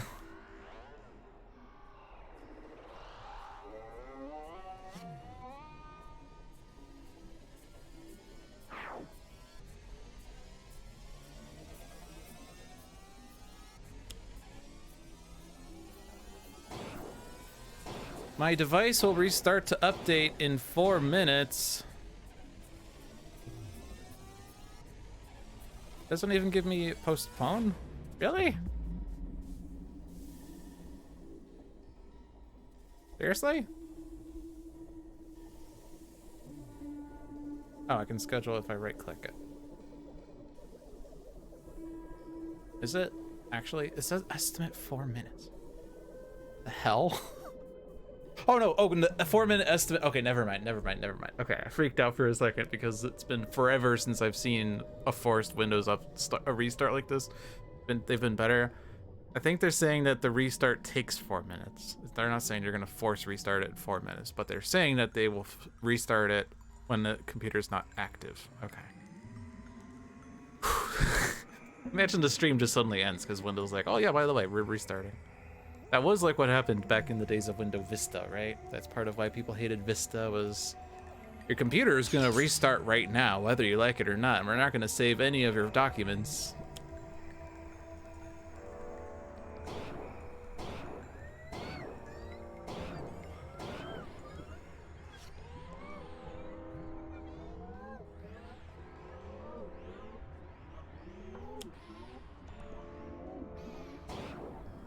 So now, do we die because we put negative energy field into play instead of imbued vitality?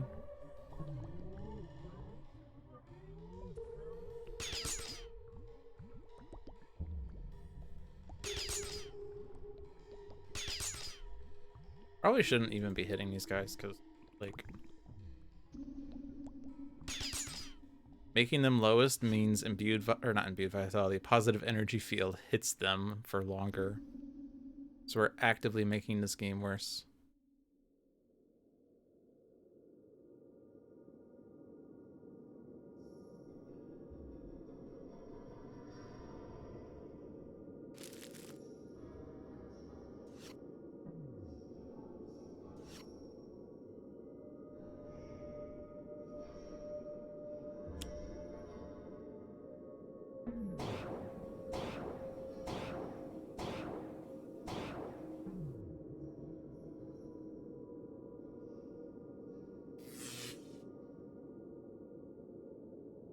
Realm of Discord, you don't deserve to have cards.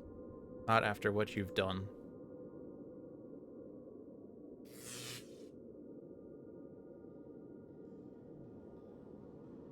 You know exactly what you've done.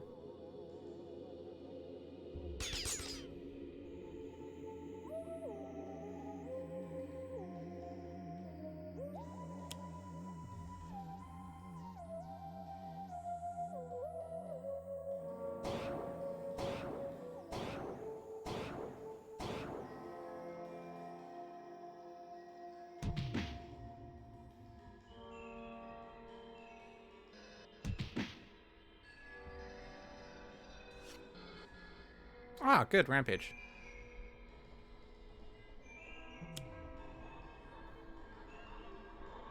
Okay.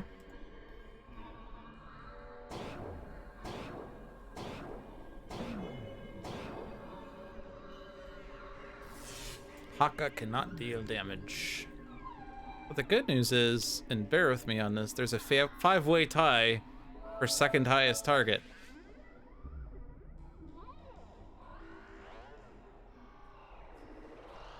So we can choose exactly who Infinitor kills.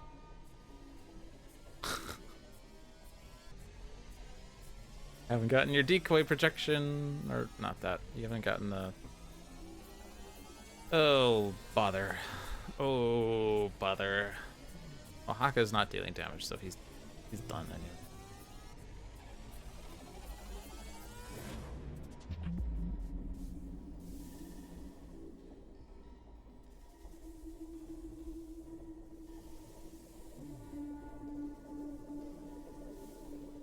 Visionary, it's up to you.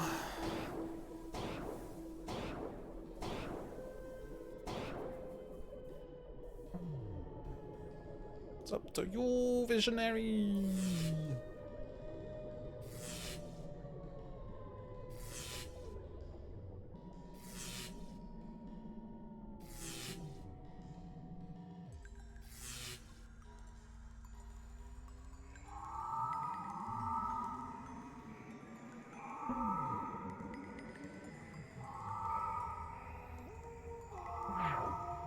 Oh no, Haka didn't take damage. Haha! Oh. But Comodora's still alive! Or now.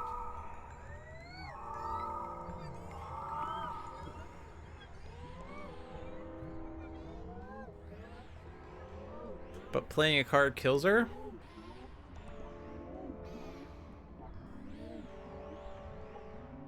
Yeah. Playing a card kills Comodora.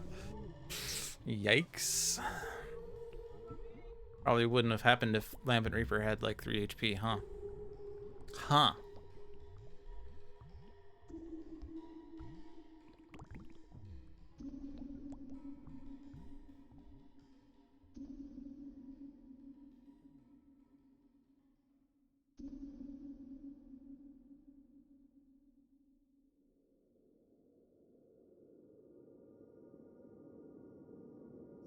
Unfortunately, I think Comodora dealing damage is better than Visionary doing anything. As unfortunate as it is.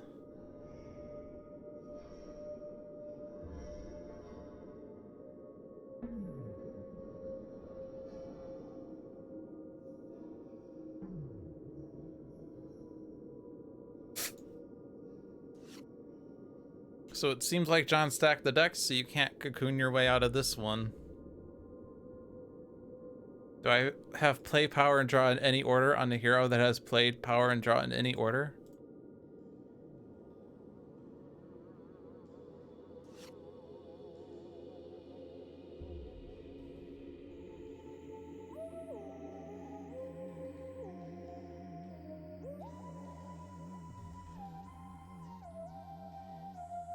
You won on the front side. Yeah, well, I could have won on the front side too. If it weren't for those meddling kids. And their dog, too.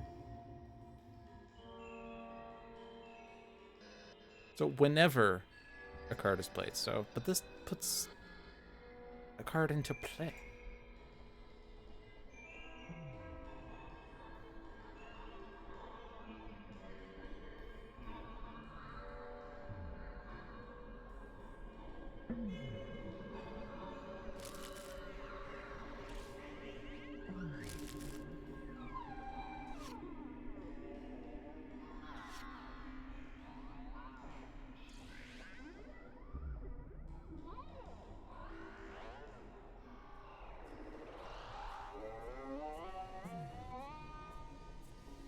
But bear with me on this.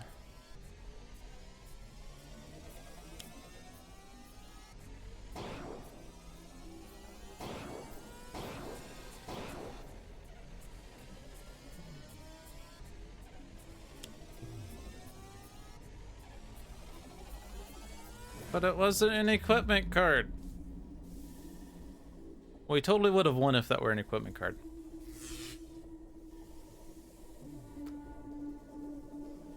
I discard Infinitor.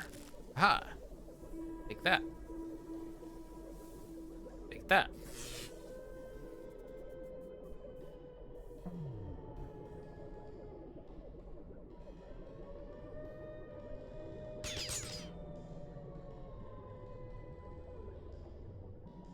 Can't play. Reduce all damage dealt by 2. Here we go. We're fine. Everything's fine. Because Infinitor's not dealing 2 damage anymore. Because we've totally, absolutely, 100% reduced it by 2. Per the rules and regulations of Eternal Haka reducing damage by 2, there's absolutely no way whatsoever that Infinitor is going to be dealing 2 damage.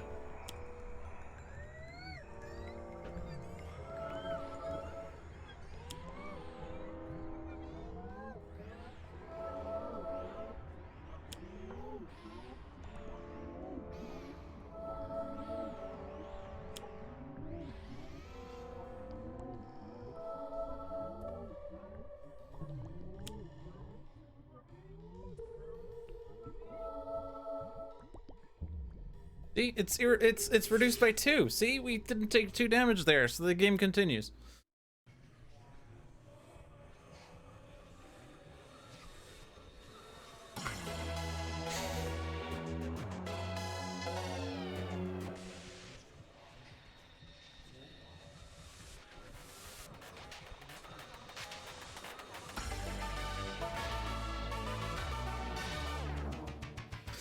So, what shall we do? Take a look at the other one-shots, I guess. See if there's a one that might be quick. Variant of Concern? No. Wrapping with Guise. A randomized start. But it's also just Kismet, so, like, this is easy. Listen up, kids. I'm Santa Guise, and I'm here to say we're bringing giftness back in the old school way. I won't waste your time with experiments, because what you need is more presents. There's Paul, Elena, and Anthony, too. My best hero friends bring giftmas to you. Now it's time to go, but put this in your cart. As you might expect, it's a randomized start! This one-shot requires Mini Pack 1, Infernal Relic, Shattered Timelines, and Mini Pack 3. Giftmas is a registered trademark of Joe King Productions. Results may vary, void prohibited. You want me to do the rap?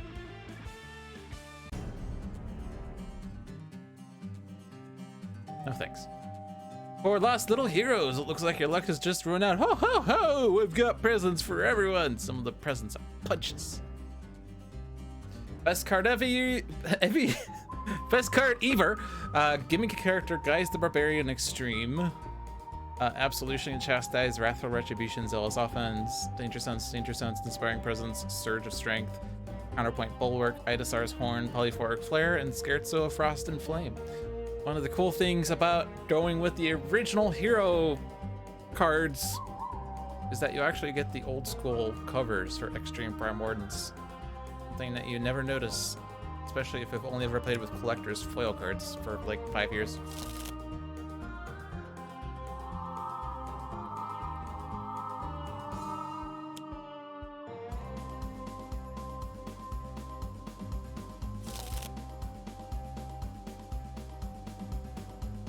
Flip the talisman, or do we let Kismet do her thing? She has a +1 right now. I would just flip her.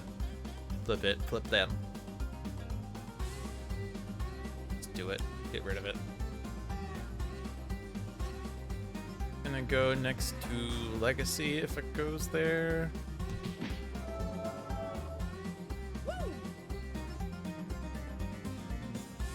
We have an Inspiring Presence that we can copy, but we should probably wait. What's in play, because it doesn't have the entering play effects, right? Was it? I don't know. I know that if you do oh yeah when Inspiring Presence is in play, you get the 1 HP upon entering play, but I don't know what happens if you have oh yeah and then Inspiring Presence. Order of operations matters. We don't need +2 damage if we don't have any other damage this turn. We don't need irreducible damage if we have no other damage this turn. So I guess it's a gimmicky character, but you don't have any HP to recover, so we just don't play a card then. Skip. Presents.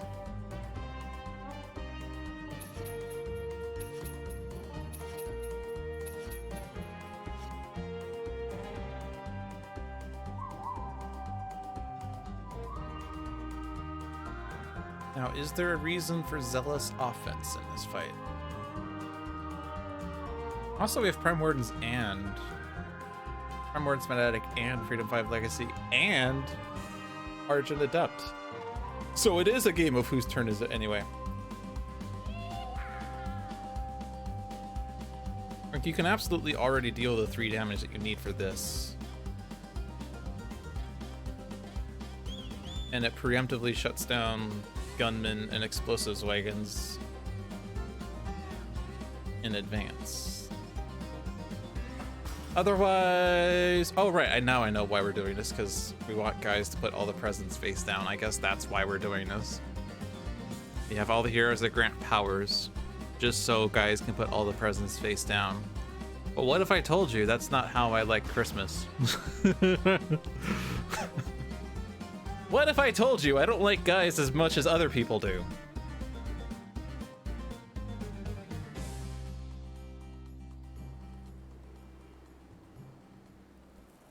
For instance, we kind of need to be able to take out the talisman if we want to flip it, and so we need damage. In order to get damage, we need absolution, so we're going to do this then.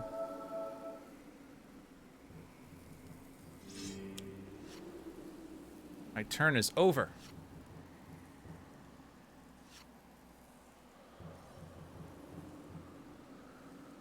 But I still get this.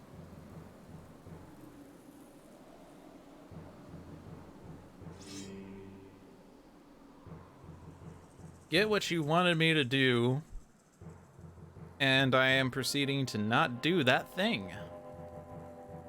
Do I do this now, or do I wait for HP? Obviously, if I do it now, then we can, oh yeah, I'm that guy, but we also just still don't have, like, consistent damage yet.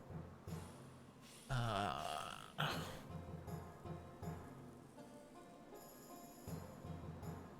many environments hit Legacy? Legacy is immune to damage from environment cards permanently. But that's lowest. That's lowest. That's each. Wow, these guys are mean. They're gonna snipe the talisman on me, aren't they? Should I let them hit the talisman then? Hit Kismet instead? I mean, it is 2 HP. We do have 2 sustain the portals. We have a Tyler Hayes. Matthew Hayes will also do it. Cyrus Hayes will do it. I guess like, there's only 1 Jinx right now, so Kismet only has 1+1, so it's probably fine. In which case, I'll just do Danger Sense.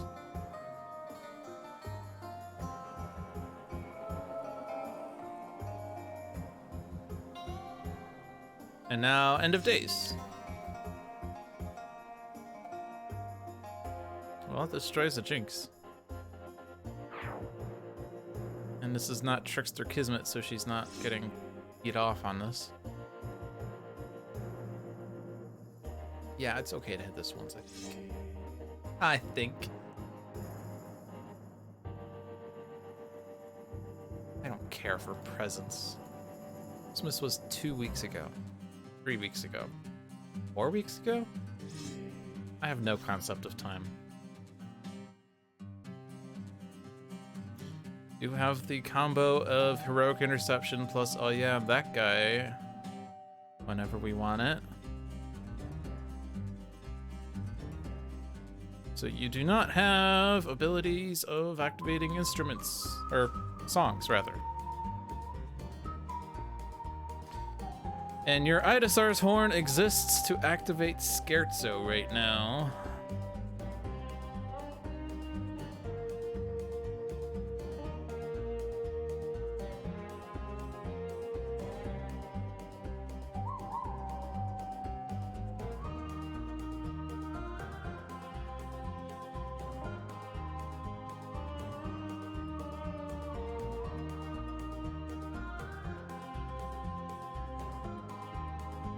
Just wondering whether I put an instrument out or if I put a song out and hope to get an instrument that activates it. I would like Counterpoint someday, but Idasar's does not trigger Counterpoint.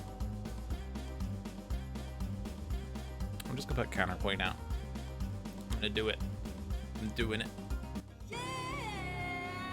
And I will hit Legacy. Oh yeah, this plays a card. I forgot that part. I could play another Danger Sense, so I'm super immune to damage. Put out a Surge of Strength. And give Fanatic a power. She hits herself and plays a card. End of Days! Nope. Chastise. Oh, so much for that. And of course, the correct choice on who to use a power here is Fanatic. I am intentionally going against the grain here. I know what the design of this one-shot is. Well, okay. I don't know anything about this one-shot, to be clear. I don't know what Kai's presents are. But I know what you want me to do, and I'm not doing it because I am that level of stubborn. I am very much a contrarian. You give me a one-shot where I can get presents, I'm gonna proceed to not put presents down.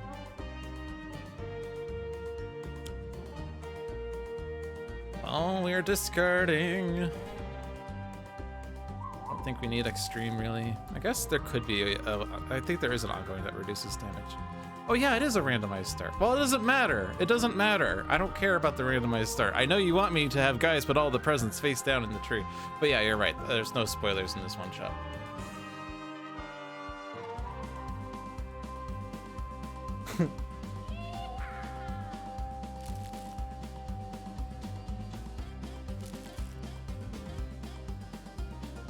Airband is good. I don't... Polyphoric Flare is great on turn 17. Sometimes on turn 2, but usually on turn 17 is good. One of those cards that, like, I know how powerful it can be, but I'm spending 5 to 6 turns getting Argent set up first. Have we all taken HP by now?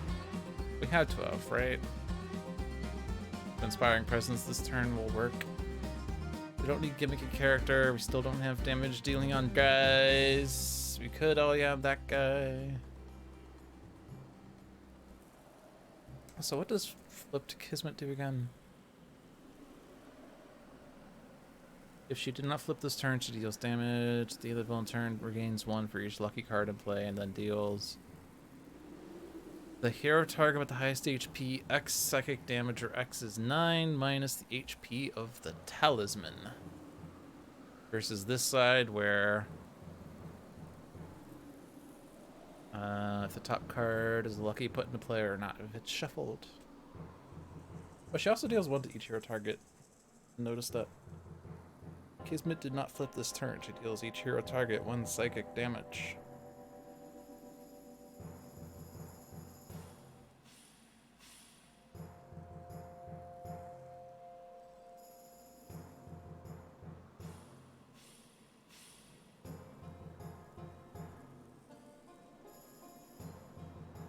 Well, we're gonna be regaining HP off of... Yeah, I'm just not gonna play a card here. Just no. We're gonna regain an HP off of Heroic Interception, so I don't want to discard cards here.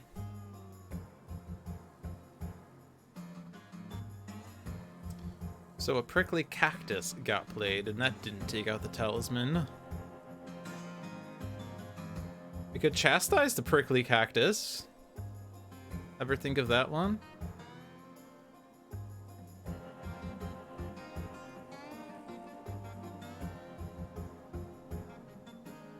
I'm about Zealous Offense now. He's always dealing 3 damage per turn.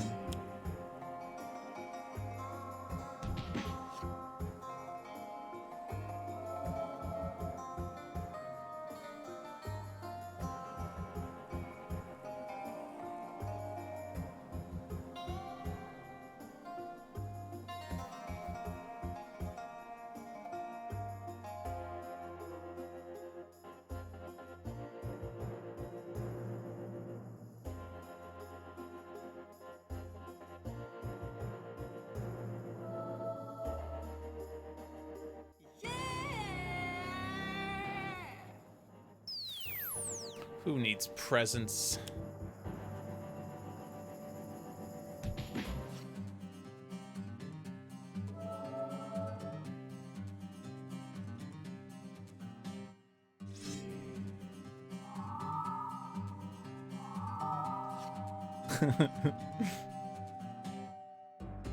It's fine. Everything's fine.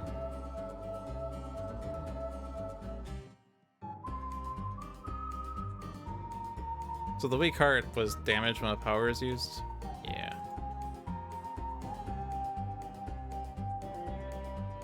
Guess that means we're not gonna bounce powers off of Fanatic. I mean, unless we put her down to like 1 and then we use Wrathful. I guess that's a thing.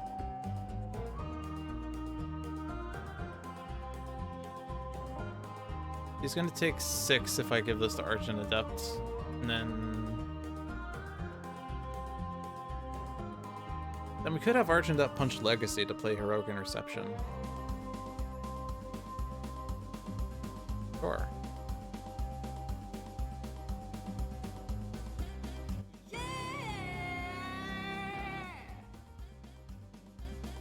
Hey, we do have a plus now, don't we? Huh? Take 7 now.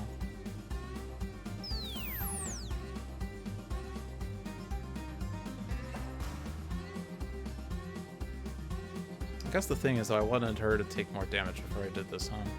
And actually now she can't even use this clause? 4 puts her at 5, and then 2 more, 3 and 1.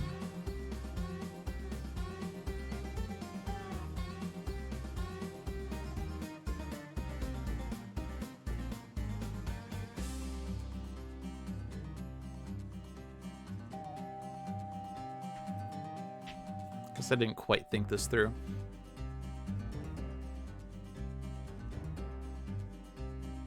I could...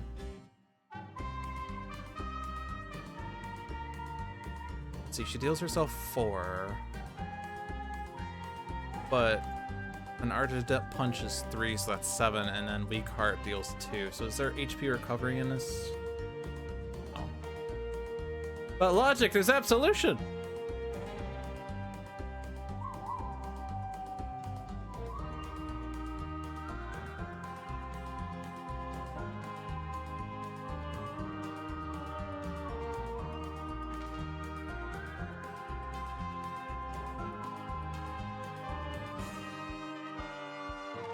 I can just play Wrathful once Heroic Interception is in place, so she can take the damage from Kismet first. So I don't want extra powers.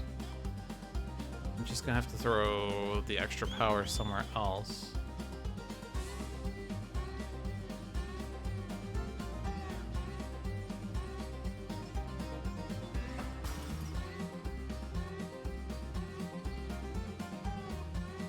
I could just destroy the prickly cactus, I suppose. That's damage.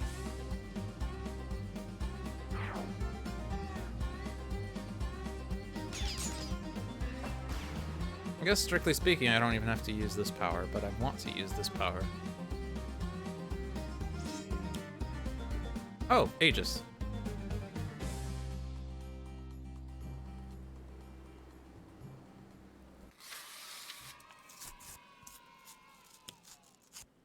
Hey, Vernal Sonata. Damn, if only I played Wrath for Retribution now. Dang it! You're killing me, Smalls.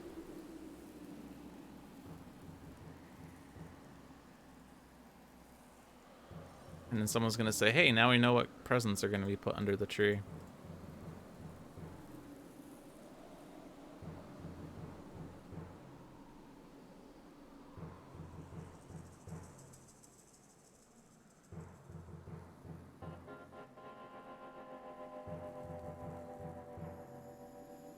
But why?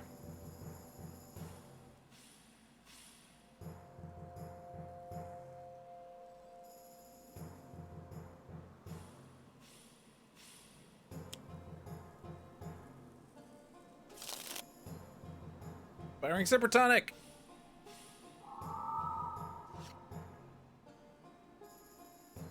Now we can be Jerk Legacy.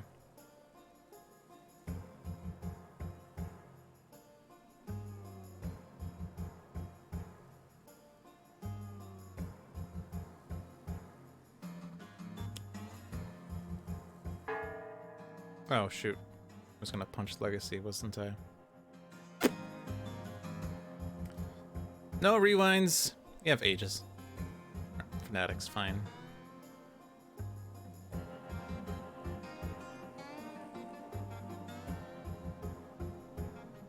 I also could have punched Legacy and then given Argent Adept a power. I just instinctively click Zeus Bell because I have an instrument now and therefore I click Instrument.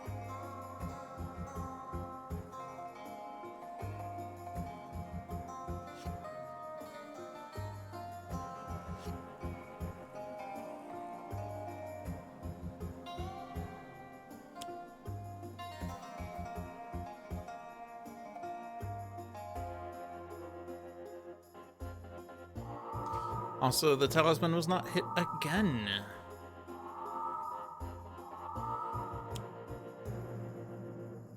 Inconceivable!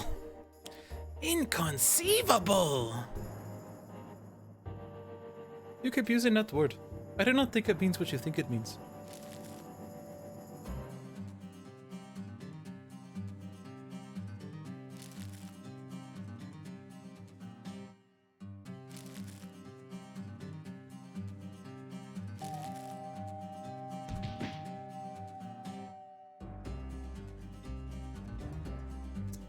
Yeah. I'm that guy.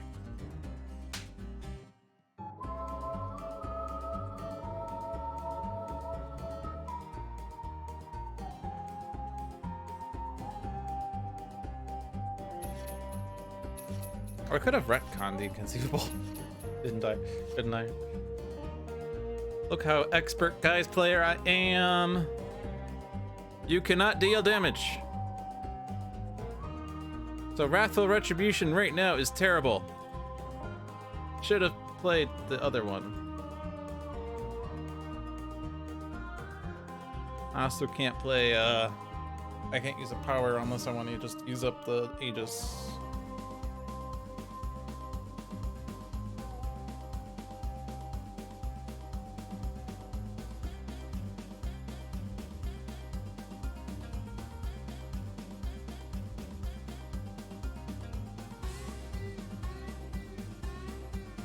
That's fine. I'm gonna do Heroic Interception.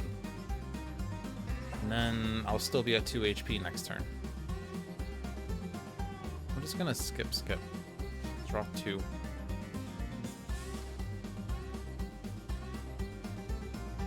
Oh. I Zealous offense. Huh, I didn't do damage that turn. Weird. Alright, so now...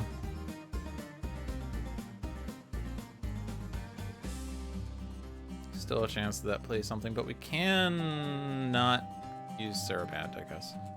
It's fine. End of days.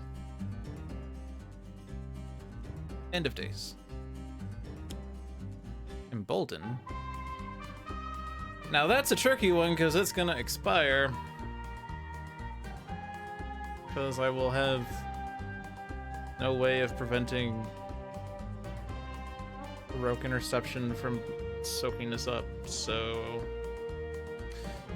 fine, I'll put it on Fanatic.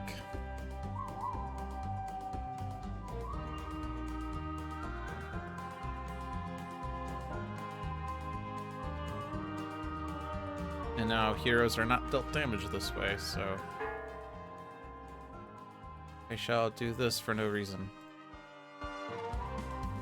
There, -1 is now global.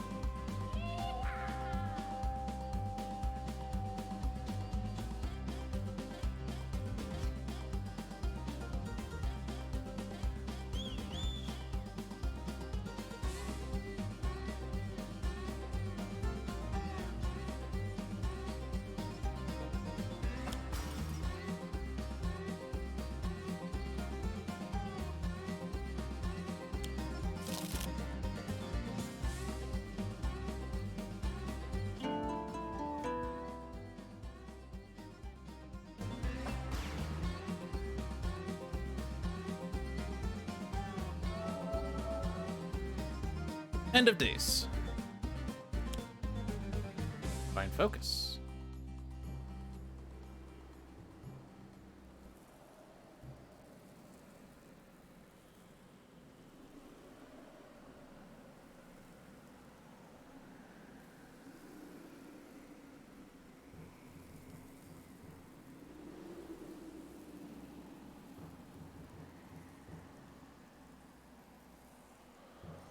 Ah, it was not a target. I could have used the thing.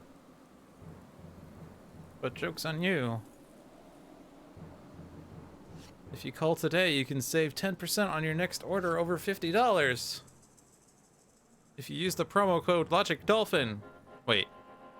Was this entire stream just an advertisement for cologne? What?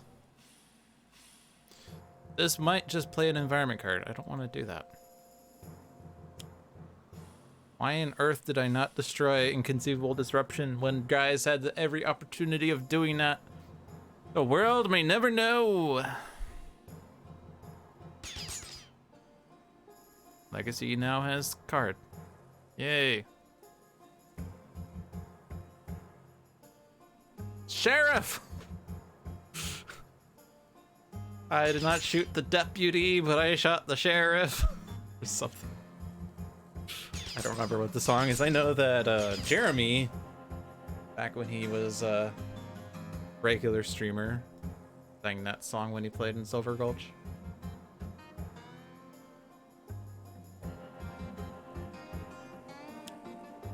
I think it was I did not shoot the sheriff, but I shot the deputy. Yeah, but he did shoot the sheriff, so. Reduce damage dealt by that hero by 1.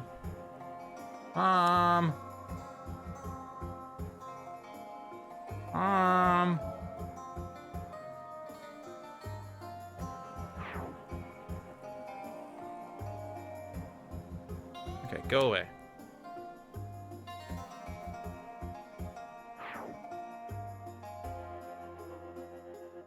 Also, we no longer have the double +1, so actually kind of tragic that we didn't do Wrath for Retribution when we did. That's fine. Everything's fine.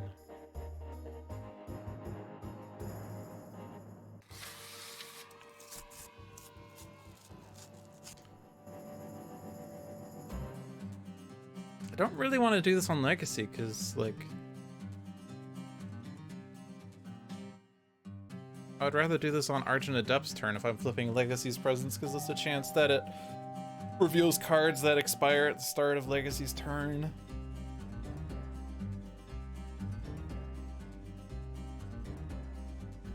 I guess it's Fanatic then.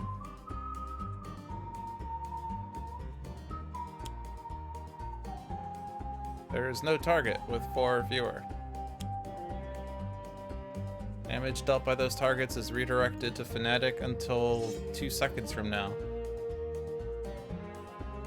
Oh, but then I have to discard a card. Oh, that's actually annoying. To make sure I can do Wrathful. I'm not doing any more damage. Well, I guess I'm doing 1 more damage. But I draw a card anyway. End of Days. We did it! We found End of Days.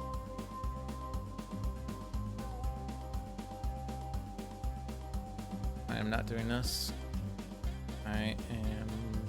Well, I can't do it anyway because I'm immune to damage, but I will still try.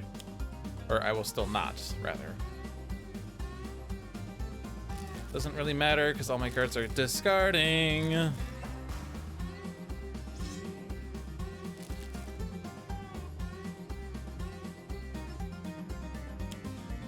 Embolden.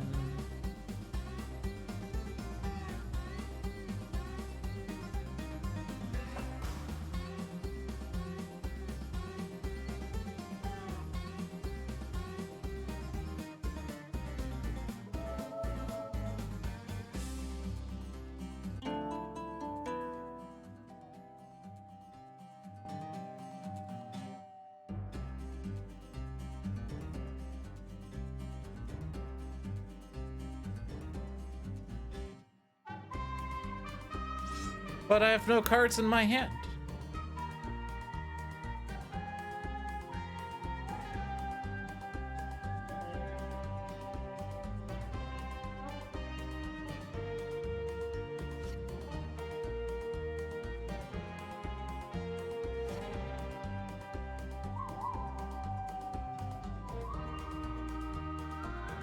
Oh, I can't even do this right. But if I hit myself, I would discard the card I just drew. That's really silly. I do have this emboldened now, which means I'm definitely doing this.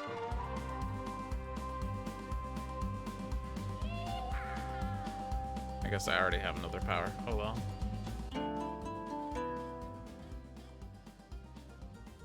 I guess I could have punched Legacy that last turn.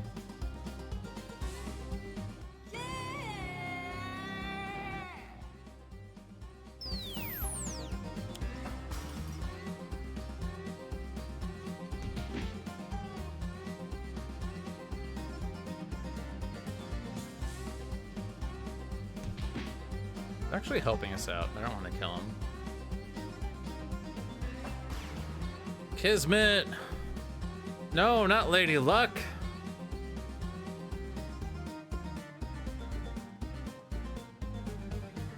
All those are bad. We do a mulligan?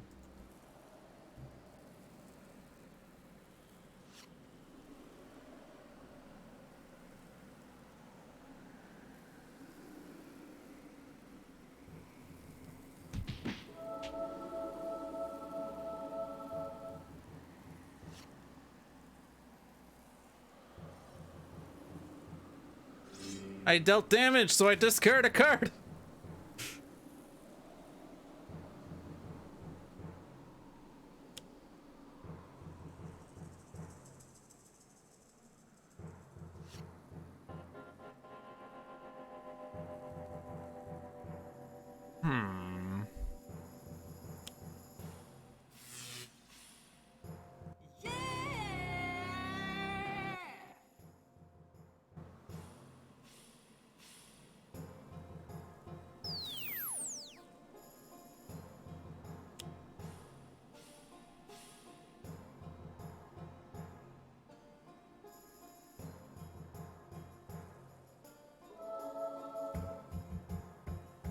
I dealt damage, so I discard a card.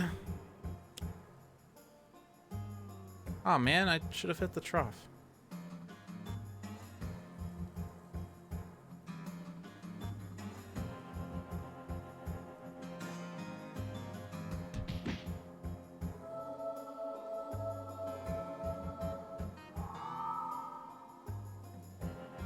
Now for my power phase.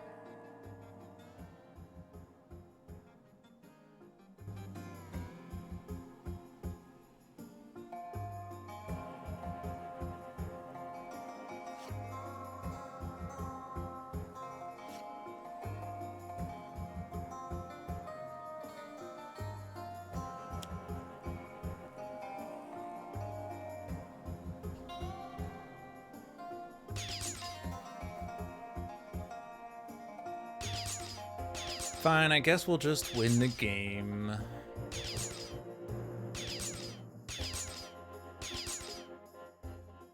Season passed, 15 out of 20. Alright, we won the game, and it was a pretty easy game because all of our heroes are over 20 HP. Whoa, Fanatic, why are you at 2? Because plot. Alright, well, we finished the Christmas one-shot. It truly was a miracle. It is now 9:34. We've been streaming for 2 hours, 28 minutes. I think it is fine for this to be the end of the stream. Thank you all for watching. Hope you enjoyed your stay. We're here every Thursday at 7 p.m. to deliver you some strategic gameplay. Usually Sentinels of the Multiverse, but sometimes Spirit Island or One Deck Dungeon. And I probably should play One Deck Dungeon soon because it's, other than the Handelabra-thon, it's been a while since we've played it. And we probably need to, you know, keep progressing with the progression sheets and all that. But yeah, check out the other streams they have on this channel. Every Tuesday at 7 p.m. is Handelabra Live with John. Every Thursday at 7 p.m. is Dolphin's Dive with myself. Every Friday at 4 p.m. is Luck of the Shamith with Shamith the Hug Monster. Every Spirit at 2 p.m. Every Saturday at 2 p.m. is Spirit Island Saturdays with usually myself, usually John, and usually Seamus. And every Sunday at 6 p.m. is Tales from the Archive with another letdown. Handelabra products include Sentinels of the Multiverse, Bottom of the Ninth, One Deck Dungeon, Aeon's End, and Spirit Island. They are all available on Steam, iOS, and Android devices, and One Deck Dungeon is also available on Switch if you so feel like switching it up. And you can find more information on those games at handelabra.com. You can follow our channel at twitch.tv/handelabragames, or our twitter.com/handelabra, or Facebook is Handelabra, or YouTube is Handelabra. All sorts of avenues for finding Handelabra games. You can find me at twitch.tv/logicdolphin, twitter.com/logicdolphin, on Discord. My username is logicdolphin number 5454. And on YouTube, I'm also logicdolphin. The URL doesn't parse as nicely, but you can find me through logicdolphin.